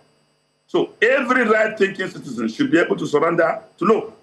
You cannot enjoy serene with security running around you And when question will be asked about accountability, and you will want to evade it. So selective justice is the current crisis bedeviling the Nigerian judicial system. All right. Very interesting answer you've given there. When you made reference to Mr. John Odigi Oyegun, we recalled the slip-up that happened yesterday when he wanted to say ADC and he said APC. That video has now gone viral. And that then speaks to what my colleague had said earlier about many assuming or saying that what we're seeing is recycled politicians. But like you've said, there are hardly any new politicians. We'll come back to talk some more about this. We want to go on a very quick break, and when we come back, we'll expand the conversation even further. Please stay with us. Welcome back to Breakfast Central. We're still speaking about the just concluded ADC convention, and we're joined by the former Minister of Sports and a member of the ADC, Honorable Solomon Dalong. Thank you very much for joining us this morning. I wanted us to speak to a certain concern that many Nigerians have asked, especially those who have observed the happenings within the ADC. There's a current leadership tussle within the party. And also, there are very key political figures who have amassed a great level of following. Yesterday at the convention, certain names were being chanted. How does the ADC hope to manage the ambitious clashes between these various personalities within the party? There is an adage in Africa that if you have a beautiful daughter, you cannot be complaining of a visit of young men to your house. I think looking at what happened yesterday and seeing the sea of heads that gathered at the National Convention, we should expect some of these things in politics.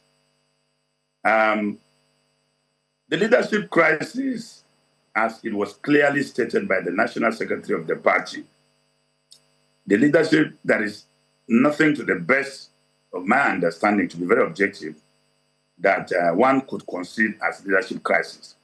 But politically, such things are bound to happen. And there are political distractions that will test the resolve of your ambition and intention to effect those particular political reforms and the vision of restoring democracy. So the distractions are to test this. And I think the party is stable. The party is on course, because listening to the speech of the national chairman, he gave a clear direction of how the party has fared so far. And the national secretary x-rayed the requirements of law that guided the transition and the participation of the members of the party, who suddenly now remember that, okay, they had a position to occupy, and they went to court. But like the National Secretary stated, the neck of the party dissolved the National Working Committee. And Naziu Balagombe was at that neck meeting to remember on the 2nd of September that at that neck meeting where he was sitting down and he endorsed all that took place, that he was supposed to have taken over. What actually transpired is before the court. So the court will weigh the authenticity of the documents before it and make a pronouncement about it. But we are not worried. The expulsion of some members of the party whose activities had been undermining the corporate existence and the unity of the party was based on the report of the National Executive Council, which, after due processes, decided that they were no more wanted in the party. Now, their decision cannot take effect except ratified by the National Convention. And the constitution of the party requires that such decisions shall be taken by a voice vote or voting where necessary. And it was decided by a voice vote that they had been expelled from the party. Now, the question is, how do we intend to manage it? In my candid opinion, we have been engaging. The party has been quite engaging, reaching out to these members, but it was all futile. Even recent leaders of the parties who joined the party recently initiated meetings with some of these expelled members, but they turned down after accepting to attend the meeting. So these were some of the things that were taken into consideration for the NEC to arrive at that resolution. Okay, just to finalize this conversation, final question. Yesterday, a fight did break out, we hear, and footages show you in very strong arguments. Your voice was raised, and we heard it was in line with the fact that the people from Plateau State were not allowed to participate in the voting process yesterday at the ADC convention. But these are all what you find, especially from different reports. But since you're here and you are here in flesh and blood, can you confirm to us that the people of Plateau State were not allowed to participate in the voting process yesterday at the ADC convention? And what could possibly be the reason why you were agitated at some point? Yes, in Africa, there is an adage that says, a bad dream does not prevent you from sleeping. There were attempts by certain renegade elements within the party who misled the leadership of the party about the state of affairs on the plateau. And the delegation from Plateau, because we had our congresses peacefully, we elected even a new chairman, and we elected delegates to this national convention. We were at the accreditation stand. All the delegates were accredited. They were well seated. They participated in all the resolutions of the party until when it came to the issue of voting for the amendment of the Constitution as required by the Constitution of ADC. Then an ambitious master of ceremony went on air that, the delegates from Plateau State will not participate. And being the leader of the party from Plateau, I went to engage with the party leadership. That the announcement came to us as a surprise, more so that we have not been consulted as to why we'll be excluded from the participation. While we were having this engagement with the party leaders, the delegates from Plateau State now advanced to the VIP stand, protesting that that decision wasn't acceptable to them, and it was very, very high. So they would not accept it. But at the end of the day, the party leadership listened to me, and they were convinced that the party leadership was misled, and so that announcement was uncalled for. So the delegates from Plateau State were allowed to exercise their right to determine the amendment of the Constitution.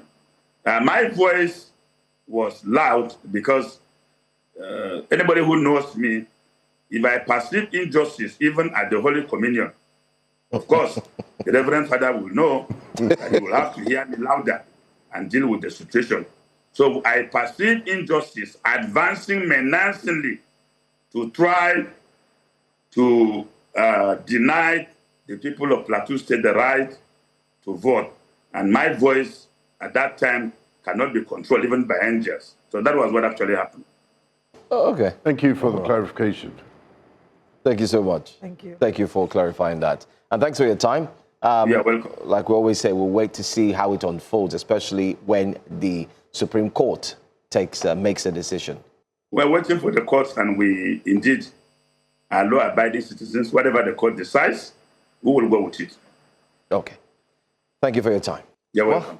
As we wrap up that conversation, let's quickly tell you about another information that you must know. Remember, we had mentioned that the All Progressives Congress will be having a national media chat.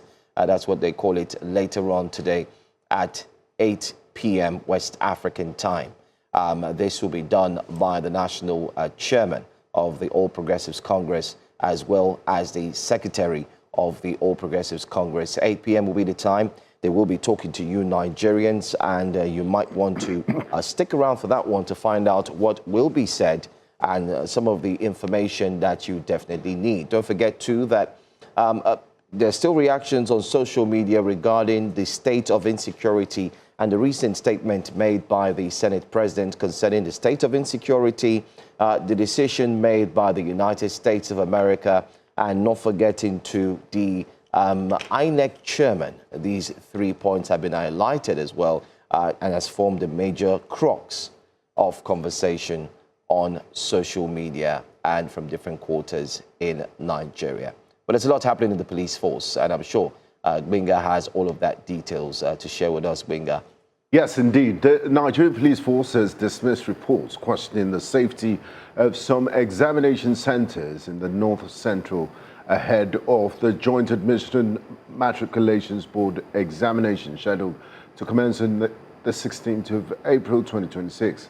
The Force Public Relations Officer Anthony Placid dismissed the claim during a joint press briefing with the board, urging citizens to disregard the report, describing it as unsubstantiated rumors. While assuring candidates of their safety during the exams, the JAMB spokesperson, Fabian Benjamin, also revealed a slight adjustment to the examination schedule has been made. The Nigerian Police Force wishes to categorically state that these claims are without basis. While the Nigerian Police Force does not act on rumors, the concerns raised by members of the public have been duly noted as it concerns the safety, education, and future of our children and wards. And the force has taken the following proactive steps to ensure the safety of all candidates. The Nigerian Police Force hereby reassures candidates, parents, and the general public that every measure has been taken to guarantee a safe and conducive environment for all examinations. Together with the security agencies, we've made all necessary arrangements for them to go about their business, for them to see this examination without any challenge. As a proactive measure, following the advice from the IGP and other security agencies, we have also made slight adjustments on the arrival time, especially the morning session.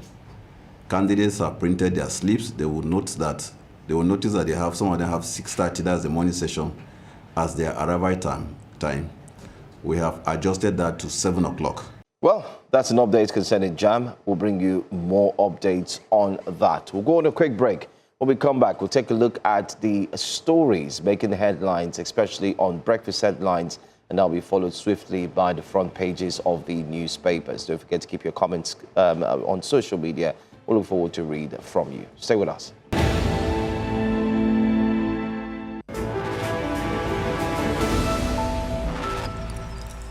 Welcome to Breakfast Headlines. We begin with security development. The Nigerian government has ordered an investigation into a weekend airstrike that reportedly killed dozens of civilians in the northeastern part of the country. In a statement released late Tuesday, authorities confirmed the probe into the incident, which occurred on Saturday in Jile village, located along the border of Yobe and Borno states. The move marks a significant shift from the government's initial position, where officials stated the strike had successfully targeted jihadist fighters. According to the military, the operation was aimed at a suspected logistics hub used by the militants affiliated with the Islamic State West Africa Province, also known as ISWAP. However, a conflict monitoring report prepared by the United Nations indicates that the strike instead hit a crowded local market. The Resource Center for Human Rights and Civic Education has raised an alarm over rising insecurity across Nigeria, describing the situation as a growing national emergency. At a press briefing in Abuja, the center says that more than 1,000 people have been abducted since January 2026, while killings have continued being recorded across the northeast, northwest, north central, and parts of the south, driven by the insurgency, banditry, and criminal violence. Executive Director of the Center, Ibrahim Zikirullahi, says the recent incidents, in Plateau and Borno states, including the killing of Brigadier General Oseni Braimah, has become a dangerous trend capable of eroding public confidence, and called for urgent coordinated action to address the crisis. This catastrophic error underscores the depth of Nigeria's security dysfunction, where citizens are now caught between the brutality of insurgents and the deadly mistakes of the very forces meant to protect them. When a senior military officer operating within what should be a fortified command environment is overrun and killed by insurgents, it sends a chilling message about the state of national security. We call on Tinubu government to undertake a comprehensive security overhaul that prioritizes intelligence-driven operations, community center strategies, and strict accountability for security failures. Vice President Kashim Shettima has reassured families of security personnel killed in a recent attack in Kebbi State of the federal government's continued support. Speaking in Benin, Kebbi, during a condolence visit, the Vice President, representing President Bola Tinubu, expressed deep sympathy over the killing of 11 officers in Shanga local government area of the state, as well as the death of the Speaker of the Kebbi State House of Assembly, Muhammad Zuru, noting that their sacrifices will not be in vain. The Kebbi State Governor, Nasir Idris, commended the federal government's intervention and announced a 60 million naira donation to the families of the slain officers. The demise of the Speaker of the Kebbi State House of Assembly, late Honorable Mohammed Usman Zuru, the destruction of our communities in Shanga local government area, communities like Gebe, Kalkami, Tunganrimi, Awaye, and of course, the loss of our 11 gallant soldiers at Boning, Masa.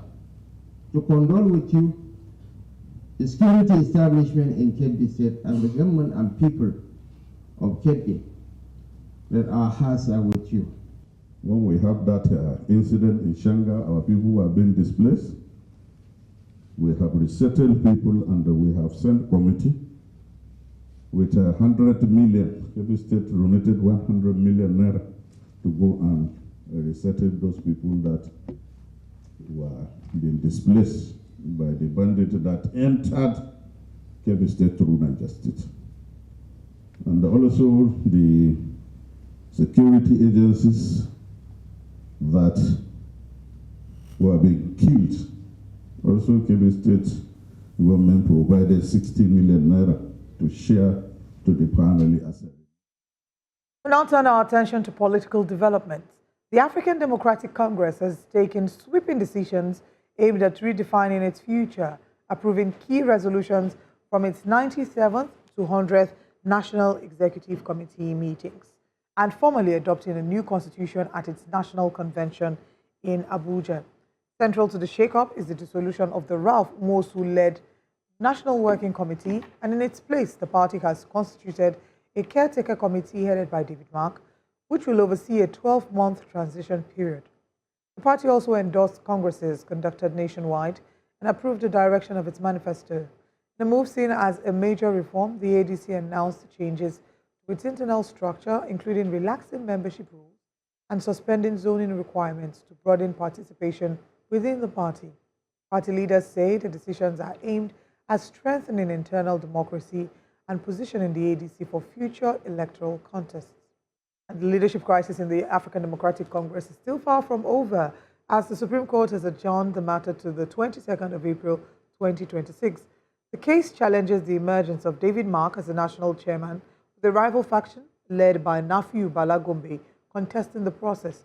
At Tuesday's proceedings, counsels representing both factions argued their positions before the Apex Court, each insisting on the legitimacy of their claims to the party's leadership. The Supreme Court really bent over backwards to accommodate accelerated hearing of this appeal because there was no formal application before the courts. The interest was essentially to just get a stay of execution of the orders of the Court of Appeal. So the Supreme Court gave the order that the case will be accelerated, and they were basically given less than 24 hours to file their brief, which is tomorrow. We were given 3 days to file our own brief, even though we requested for 5 days. And now the appeal itself, on the basis of the notice of appeal that they filed on the 16th of March, is fixed for the 22nd of April for definite hearing by the Supreme Court. I didn't express frustration.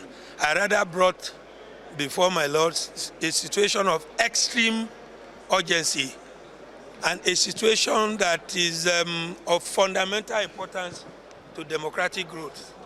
And you can see that they also appreciated that position and are bent backward to give me 1 day to file my brief and give the other party 3 days to file. And in a show of understanding, they also adjourned the matter to 22nd of this month.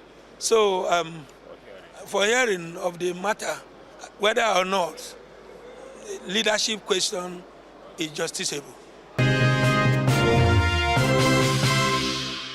Now it's time to bring you the update regarding the elections in Benin Republic. The National Electoral Commission in the Republic of Benin has declared Romuald Wadini the winner of the presidential election with 94.05% of the vote, with official data showing voter turnout at 58.75%, the highest participation recorded in a decade. International observers from ECOWAS and the African Union also described the conduct of the poll as largely acceptable, but called for a review of the sponsorship system to ensure broader political diversity in future exercises. Benin's finance minister has secured a decisive victory in this country's presidential election, according to the provisional result, and the win keeps the West African nation on a path of economic continuity, following nearly a decade of strong growth under outgoing President Patrice Talon. The president-elect Wadani is widely seen as a continuation of Talon's administration, which has overseen rapid economic expansion, increased tourism, and major infrastructure development. Despite the victory, significant challenges remain, and these include a widening wealth gap and growing insecurity in the country's northern regions, where attacks have been linked to jihadist groups. At 49, the technocrat was heavily favored going into the race, having been endorsed by President Talon and supported by the ruling coalition. He faced only one opponent, Paul Hunkwe, who ran a low-profile campaign and conceded defeat before the final ballots were fully counted. And that's all at this hour. Thank you very much for watching Breakfast Headlines. We will now continue with Breakfast Central. I am Olive Emodi. Let's now head to review the papers in a moment. Welcome back. It's time for us to look at the front pages of the newspapers, and we have the man who's here for you and for us, public affairs analyst, Mr. Theophilus Akatuba. Good morning. Good morning, Nigeria. Good morning, my friends. Good morning. My brothers and sisters. Correct. Good to see you. Are you not going to say good morning to those people that tackle you on our YouTube? No. That's right. Good morning, Nigerians and my friends and those who do not agree with my analysis and my understanding of the issue. Maybe we're jumping the gun. Even when they are very true, and they will turn out to be true. I agree. To talk about today that are very true. Oh my God. And we are going there. All right, let's start off quickly. The punch. Let's start with the punch. Let's punch them, even though they'll feel no pain. Big stories there. Joe. Mark, Atiku, Aregbesola tackle Tinubu on hardship, insecurity. Obi Amechi decry rising poverty. ADC chiefs predict tough 2027 for Tinubu. Supreme Court to hear ADC leaders appeal against INEC. April 22nd has been fixed. ADC factional leader mocks Mark others over convention. Let's go there, straight to the convention. That's our first conversation. No need to waste time, so we have enough time to break things down. What's your take on the convention held yesterday amidst the rancor and the hula baloo? Yeah, I think politically, they have been able to showcase that they have momentum, that they are not deterred, and they will remain defiant politically. But when you look at what they did yesterday, that is beautiful. That is what they should do in terms of the political struggle in order to become, to present and position themselves as the main opposition, most formidable opposition to President Bola Ahmed Tinubu and the APC government. Now, that was done, and I feel that the venue was very disappointing, and they also say that government have driven them into that very awkward venue that's not fitting for a political party that should be able to present itself in such a big light. And if government indeed played a role in it, I think they also they did them a favor. They should have allowed them to hold the convention in a very open venue so that they can actually, demonstrate and showcase their size. Fortunately for them, that venue helped them, in my opinion. So you think if they had used the Gold Square, they would not have been able to? Yes, it would have been too obvious. So it's good. That was what happened to the weakest faction that went to the stadium. You saw that they were exposed as very small. And so I think ADC should enjoy the benefit done to them, even though it's not good that any government agency should prevent opposition from having access to public facilities. You've answered the question. It's bad and it should not happen. Now, legally, ADC is taking a big risk. The risk that the APC has taken is big when you speak legally, because there's so many cases in courts. The fact that the appeal court directive has been flouted, and they have moved on to do their convention in spite of the fact that they have been told to remain, they even got a court injunction while they were at the convention that they should stop. By the state chairman. No, yes, by the, let me use the word, sorry, I'm looking for the right word. They got the injunction that was filed by the embattled state chairman, the one who is known as Don, who has an issue with the police and so you see, we have, so this is the risk. What does that tell you about the court, judiciary? No, you see, the judiciary, we all have agreed in time past that we have not achieved the pristine and incorrupt judiciary. We have all agreed. So it's not only when politicians go there, they were part of the government that have nurtured a judiciary that they are now coming. You see, I always tell people, when you are in government and you have opportunity to change a system and you do not, that same system will consume you. That's why you are not doing anybody a favor to do right when you are in office. Tinubu is there today. If he doesn't do right, this same system, he will confront it. That's why it is good for you to create a society. Atiku, Regbeshola, they were all in power before. Was he not an internal affairs minister too? 8 years. How did he affect our judiciary? What did he do to improve the system? So today they are now on the receiving end of the matter, and they are crying, asking me and you to be behind them. No, I'm neutral. I'm not going to be behind you. I'm going to watch you enjoy what you have created, the country. You have all the years of your politics. This is what we have. So for me, the ADC is gaining momentum. We gain momentum. We do well if it can survive itself. It's not so much about the APC. It's about them, whether they will survive. Too many crises within it. But what do you think will be the biggest challenge when you say it's surviving itself? Is it because of the ambitions of the key political figures within the party? That is one. Or would you say that because they argue that there are people, like they believe that Nafi Balagun is sponsored by the APC, that the APC is setting landmines within the party, and that a number of these new factions, including the said Don, are people that are just being sponsored by the ruling party to cause internal chaos? Yeah, well, that is how they have understood their problem. So they are letting us know that these men would not have fought us. But the question is, what have they also done to reach out to them? These are human beings, and they were once in your party. So we spoke what I'm saying is that it is Brigadier easy. Abdullahi. He said entreaties have been made to nephew Bala Gombe's father. You see that the father said he hasn't even seen his son in the last himself. But that is not. You see now. That's so, why but they are reaching out. It means they're making some effort. The ADC should be matured. We don't even need to know who you reached out to. Make sure your people, your followers see that you are having meetings. You are too powerful not to be able to handle small issues. Now, few Balago is a small matter. But they said it seems to be backed up by state power. It's okay. I mean, have you seen his security? I like your word. Have you seen his Can I say something? Have you seen his security details? Can I say something? I like your word.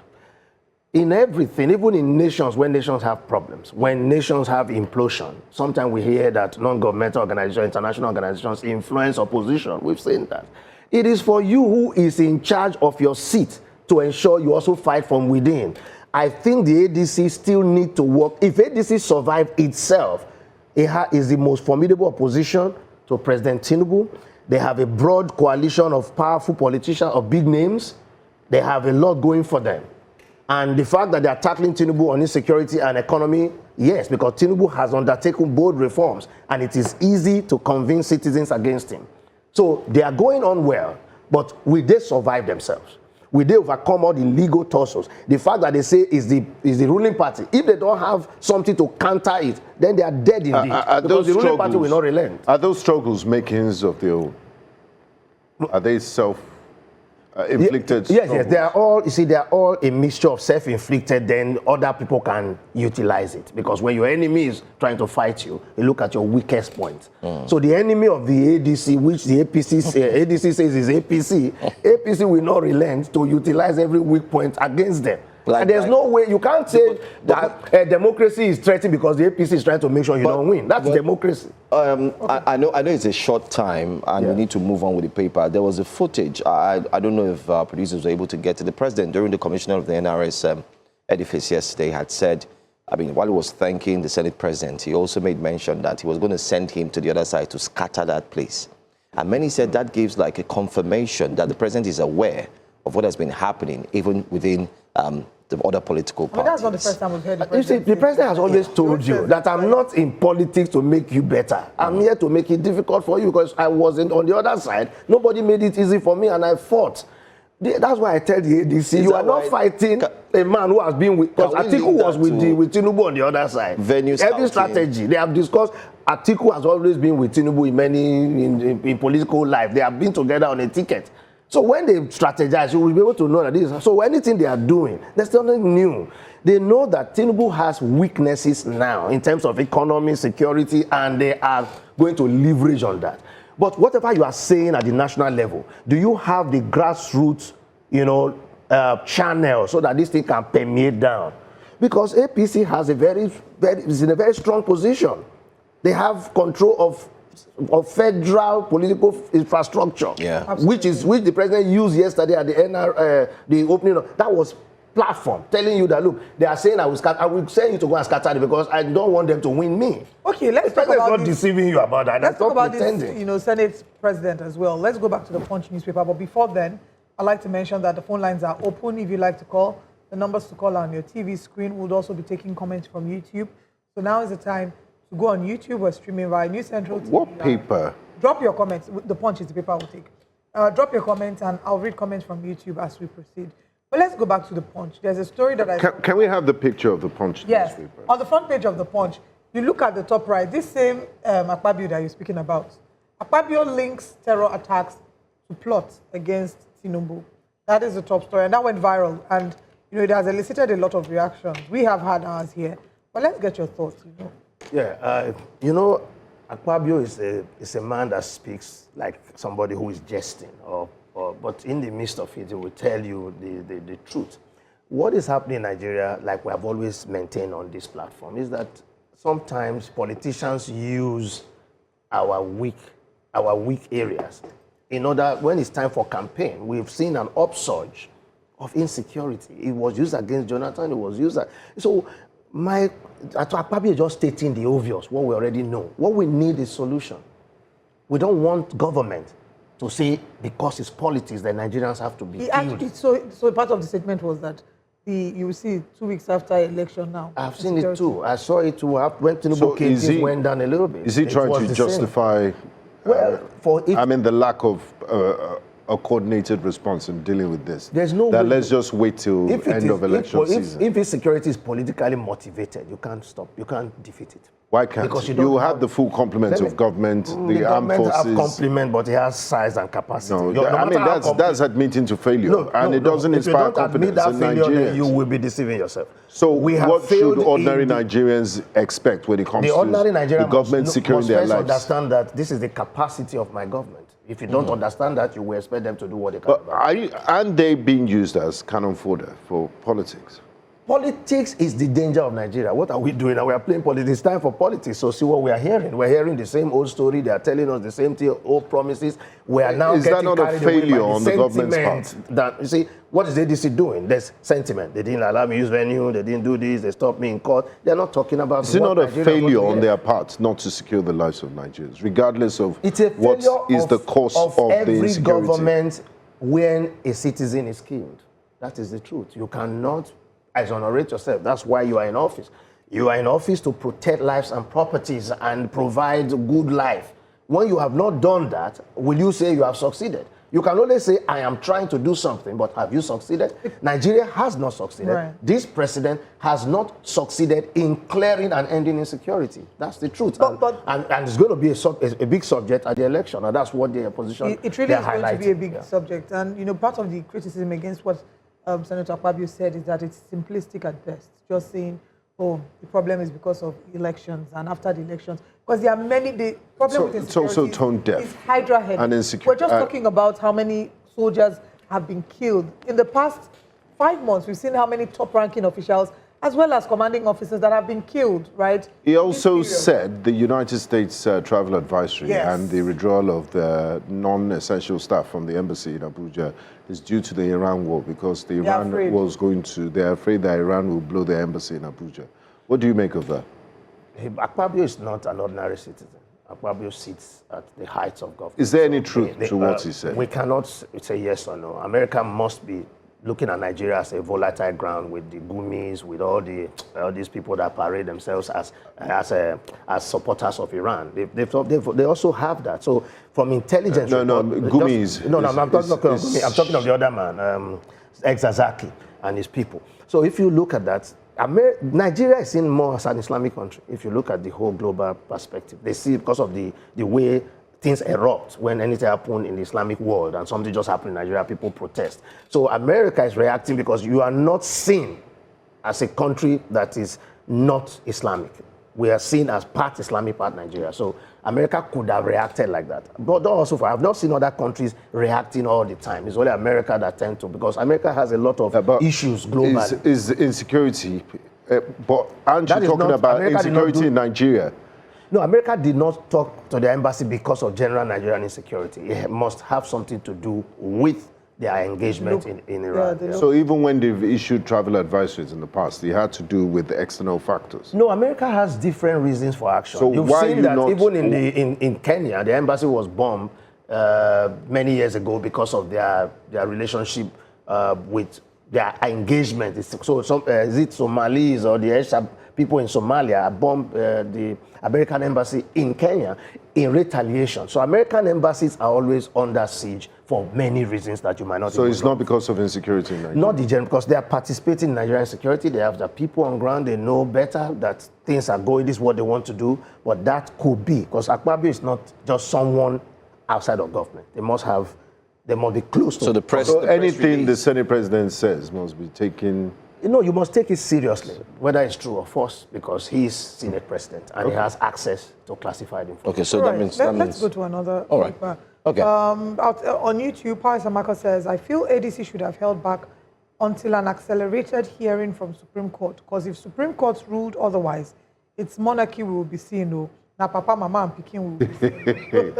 But this accelerated, and I'm glad this is your constituency. How long does it take? I mean, accelerated since all these days. Well, but still accelerated. They accelerated it now to 22nd, from 14 to 22nd. It's not accelerated enough. You want them to move it to September? Cases in Nigeria? Some cases should based on. No, I think we should give it to the judiciary. I feel the ADC should, while they are doing their legal pursuit, they should set up a very high power. I think we'll spend $1.something million to get some international. If you put that money at home, you will turn faces.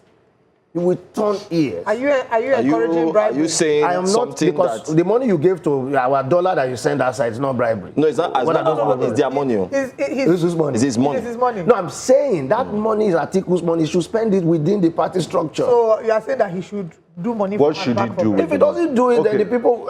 You know, in Nigerian political sphere. I'm not a politician. No, you don't know. Let me speak to you. The Nigerian politics, those who are leaders of Nigerian political sphere know they are leaders because they spend money. Well, no so Nigerian what are you advising him to spend this money is a leader because he doesn't spend money. So because the Nigerian political followers, they are money mongers. But the Obedience have a massive movement, and Peter Obi they give shishi. But that's why they perform the way they did. That's why those people Balewa did not spend money. But Tafawa Balewa, okay. There was some. Are you talking of? Let's move on. Nigeria has advanced. Let's go to leadership. Advanced negative. Since we're talking about leaders, let's go to the leadership newspaper now. Let's see what. But before we go to leadership, let's take a call from Port Harcourt. We have Frank calling from Port Harcourt. Frank, let's expect a frank comment from you this morning. Wow. Good morning, and thanks for calling. Please go ahead. Good morning. Good morning. Let me dwell on the comment of our Senate President Oseni Braimah that insecurity will stop after 2027 election. And he alluded that they are killing these people because of the Tinubu election. I want to tell Mr. President that what matters is the life of Nigeria. The people that are killing, they are Nigerians. And all one should bear in mind that the killing is not good. He should condemn it and make sure that they tell Nigeria that they are doing something about it, rather than politicizing it. I'm not happy seeing my brother in the north dying on daily basis. It's not good. Our president, please, anytime you want to say something, please think twice before you say it. He has number 3% in our country. Thank you. God bless you. Thank you very much, Frank. So okay. I don't know if you see the sense what he's saying, that the Senate President needs to be measured in his communication, because everything he said or says will be taken with. Well, as a person, I like Akpabio because at least he makes things a bit lighthearted. No, it's not lighthearted. No, I'm saying these are very serious. I know they are serious, but you see, it's the truth that politicians use insecurity for election. It's been so. Once something comes and is being used successfully in the past, the politicians whose responsibility is it to stop it? They don't have new tricks. They're making excuses.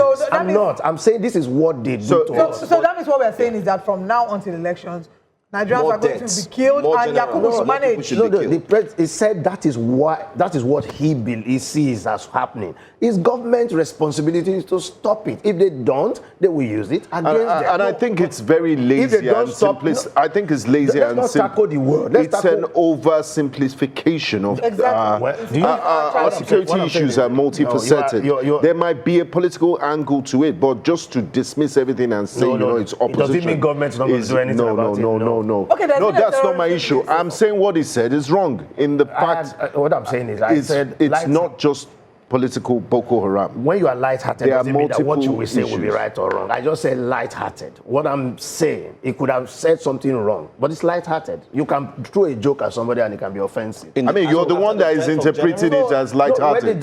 Let me come to it's your interpretation that is light-hearted. I didn't see it as light-hearted. I understand you. Let me say about general death. Nigerians are somewhat always outraged when soldiers die in the front lines. That is to be expected. You cannot, let's not make a drama out of it as if that is going to be. But to the extent that they were ambushed like that, it means there are insiders, they need to put their house in order. What I know is that in the front lines in this country, I have seen that everything in this country is utilized for a commercial economic opportunity. And there will be victims. I've seen somebody who was in the Niger Delta as a captain of a security ship boat. He told me that they prayed therefore that the security situation in Niger should not abate because they make a lot of money now. So we need to be careful. All right, let's take this call. Uche is calling from Abia. Good morning, Uche. Good to hear from you. Good morning, everybody. Good morning. Let me tell you a case. The statement of Akpabio is an indictment on the government he is part of. Insecurity will do what? Will fizzle away after election. And they are watching them, telling us that, opponents, political opponents are causing the problem. And government knows that. Even Gumi said that government knows the people that are causing this problem. So they want to finish, part of the Nigeria from leaving before they will leave office. You like Akpabio, you like Mr. President, but their policies, look at the kind of borrowing. During that you have, review, you will see how much Nigeria is owing because of what? Akpabio. Because he is the president of the Senate. Whatever that the president says, they will just, accept it without questioning. And we are indebted because of the kind of people he likes, both the president and Akpabio. It's a pity the way we are analyzing things. Rather than cautioning them, the way they are, running government, it's not for our own betterment. Let them, pick up what they are doing is wrong. Everybody knows that the way they are running Nigeria is not going to work. Nigeria are dying. People are suffering. You can't talk about life. This is the president that said he will give us light in 4 years. He's not going to 4 years. This is 3 years plus. There is no light everywhere. People are running to solar. And Aso Rock is on solar. The man that promised you to give you light is on solar. How can he do that without, a serious of what you people are experiencing? It's a pity the way we are praising them until they run this country down before we wake up. God bless you people. All right. Don't despair. You might not have electricity in terms of power and light, but there's always light at the end of the tunnel. So okay, all right. You can manage that light. Hopefully, that's daylight. But let me come to accountable. I mean, front page of the Leadership newspaper. Let's go there. IMF cuts Nigeria's 2026 growth projection to 4.1%. It was initially 4.4%. That's reduced to 4.1%. We've seen reactions saying, yes, it's because of the port of Hormuz that has also affected Nigeria. Nigeria should not despair, and so on and so forth. I mean, initially... But there are talks that for a country that wants to be a 1 trillion economy by 2030, we should be looking at double digits. Exactly, by now. Rates. And then there's also talks. The caller just highlighted that again. I mean, subsidy removed on fuel, electricity, and we have more borrowings than previous presidents. An increased revenue drive. Every Nigerian agency is declaring record-breaking. Yes, you have the customs, revenue. You have the NSC, you have all of them. Yet, all that money, Nigerians are still asking questions. Where is it? And then don't forget that Senator Tambuwal has come out to say that the fiscal policy, the fiscal, let's put it as funds that were supposed to use in 2024, 2025, 2026, have actually not been used yet. So the questions are, where are all these monies going to? I just want to say to you that IMF caught Nigerian growth is entirely not because of local factors. So they're looking at the impact of the war.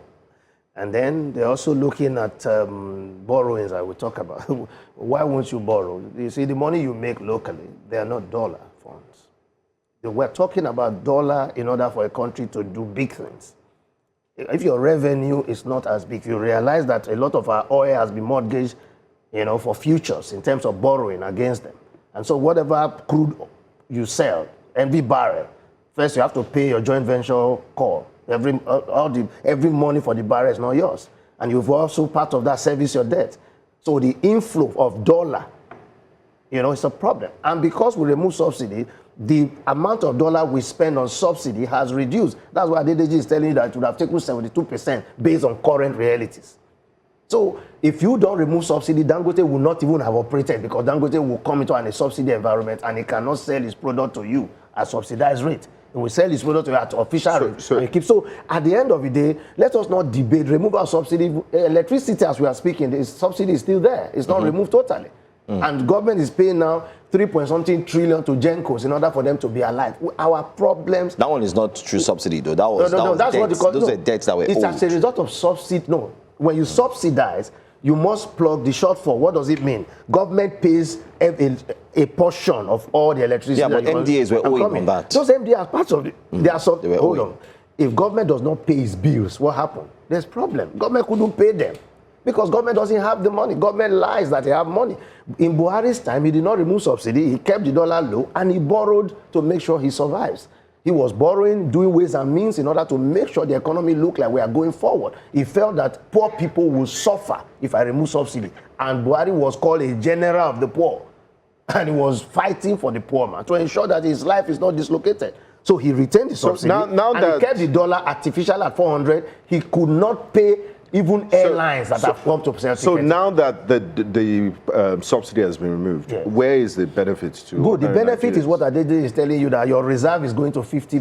No, for ordinary Nigerians, because prices of things have tripled. I'm coming to ordinary Nigerian. The ordinary Nigerian has been... There are 20 million children out of school.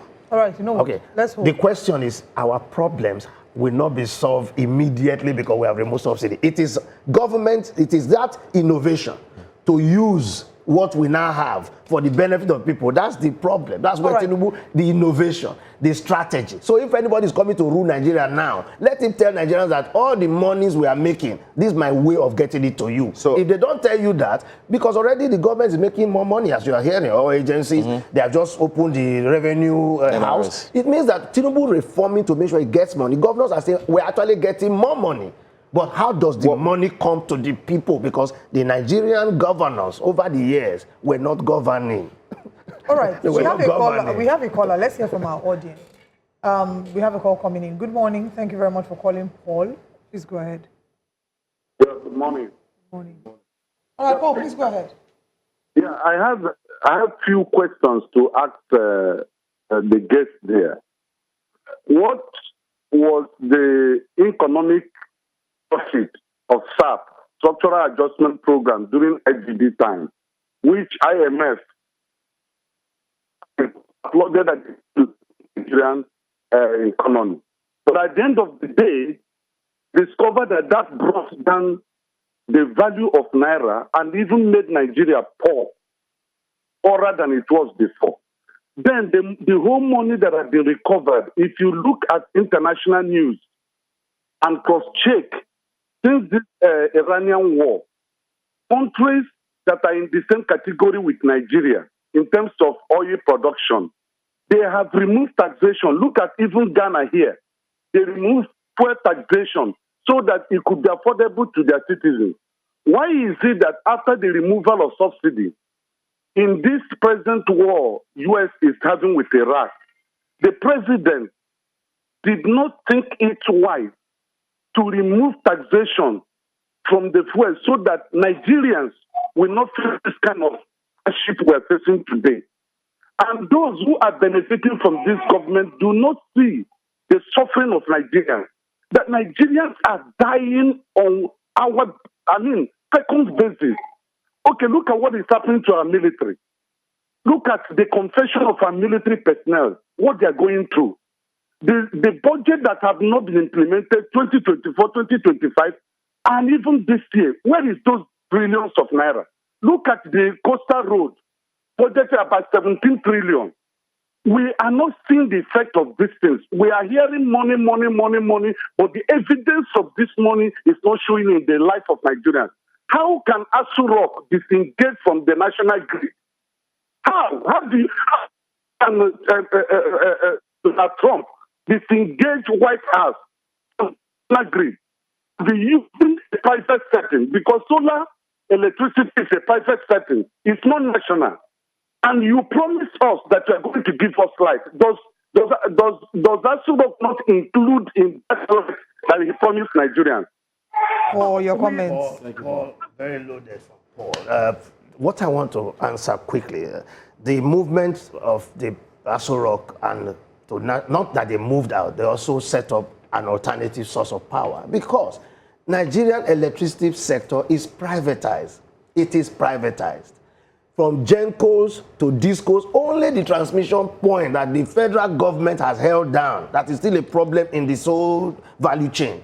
That's why anytime they put more than 5,000, 3,000 megawatts on the grid, it collapses. Because for many years, 40 years, this country that is called Nigeria failed to improve its grids.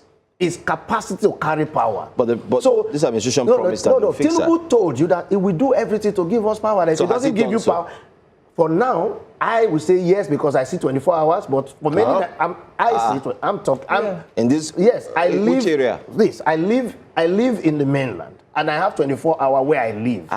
For security, hold on, I'm coming. I speak with the confidence. Whoever sees me, whoever is watching me and knows me. But it's in Lagos State. I'm in Lagos. I'm coming. I'm just speaking to you that the generality of Nigerians that do not have power, President promised you. So you must also react to him based on his promise. He also said in that promise, which part of the video they don't show, that if I come to you and I give you reason why, and you do not accept, make your decision. He also made a proviso that he will explain. What is the explanation? The president said he set up GAMCO in order for him to look at the grid asset management company because the grid is my problem. The discos are not within my control. The GEMCOs are not within my control. I came to inherit 6.something trillion, which they have presented before government. I have to do audit to get it to 3.something. Who inherited that? It's government. From government is privatization. Is it not still APC? No, 8 years? Jonathan Obasanjo designed the privatization road model. Jonathan implemented it, and debt has been accumulating. It's not today. So the debt we owe the electricity sector has caught up with us. We've got to pay. The discos were incapacitated. They are not competent enough to run electricity in Nigeria. They did not have the resources. So for so long, because of the subsidy, no bank could touch them. So we don't go to the electricity. It's not simplistic. That's why I don't know. Our electricity problem is hydra. So what's the way forward? But we're sure I like that the president knew all of electricity. that. Yeah, very big. So I'm talking about the issue of SAP. SAP was a program of the IMF that was implemented by the military, but it was not implemented till the end. So we did not get the result. Can you name one country where the IMF has intervened? Some countries, a few countries, especially better the Asian tigers have sustained because of discipline. You know, one of the things that you need to implement an IMF program is discipline and sacrifice. These two attributes. So do we have it here in Nigeria? No, we don't have discipline. Okay, we don't have it. We don't have a spirit of sacrifice. Okay. We want to dance into prosperity. We need to head out of this. It takes pain to get to that. IMF is the Asian tigers, anti-progressive. our person. If you ask, what's the name of that woman? And I don't think Asian that woman tigers. who used to be finance minister. Okonjo-Iweala. No, the other one. Mohammed? No, our lady from the East. The activist, her name just escaped me now. Absolutely. She was in the World Bank. She wasn't finance minister. No, she was in the World Bank, and she was one of those that worked in that part of the world. She gave a testimony. Discipline and sacrifice. If your people don't have it, don't go to IMF. The sacrifice we made just a minute. What Tinubu is suffering, he went on with huge reforms, which Nigeria needs. But whether the citizens can bear it, is coming now to face election. This will be the test because your reforms are now going to be tested at the polls. In 5 seconds, can you give us an example of areas where electricity has improved? Because people are asking. Yes, I have, first of all, somebody who lives in River Valley spoke to me yesterday that when people say they don't have light, she doesn't understand what they're saying. Okay, one person. I'm coming off one person. Okay. So it is one person and myself. And I know that many people, I went to Delta, they don't have electricity. Many of the places I was, the owners of hotels are all suffering, I understand. But getting out of the national grid and having solar is not wrong. It's a very good economic decision because, all right, finally, the United States White House also has solar. So it's not as if they don't have solar. So don't say they don't have solar. You have heard it. Please go on YouTube and tell us if you have light, if the electricity in your area has improved. We'll get your comment and we will start the conversation. It's really bad. Thank you very much. Have a wonderful day. It's a pleasure. Thank you so much. See you tomorrow. Thank you.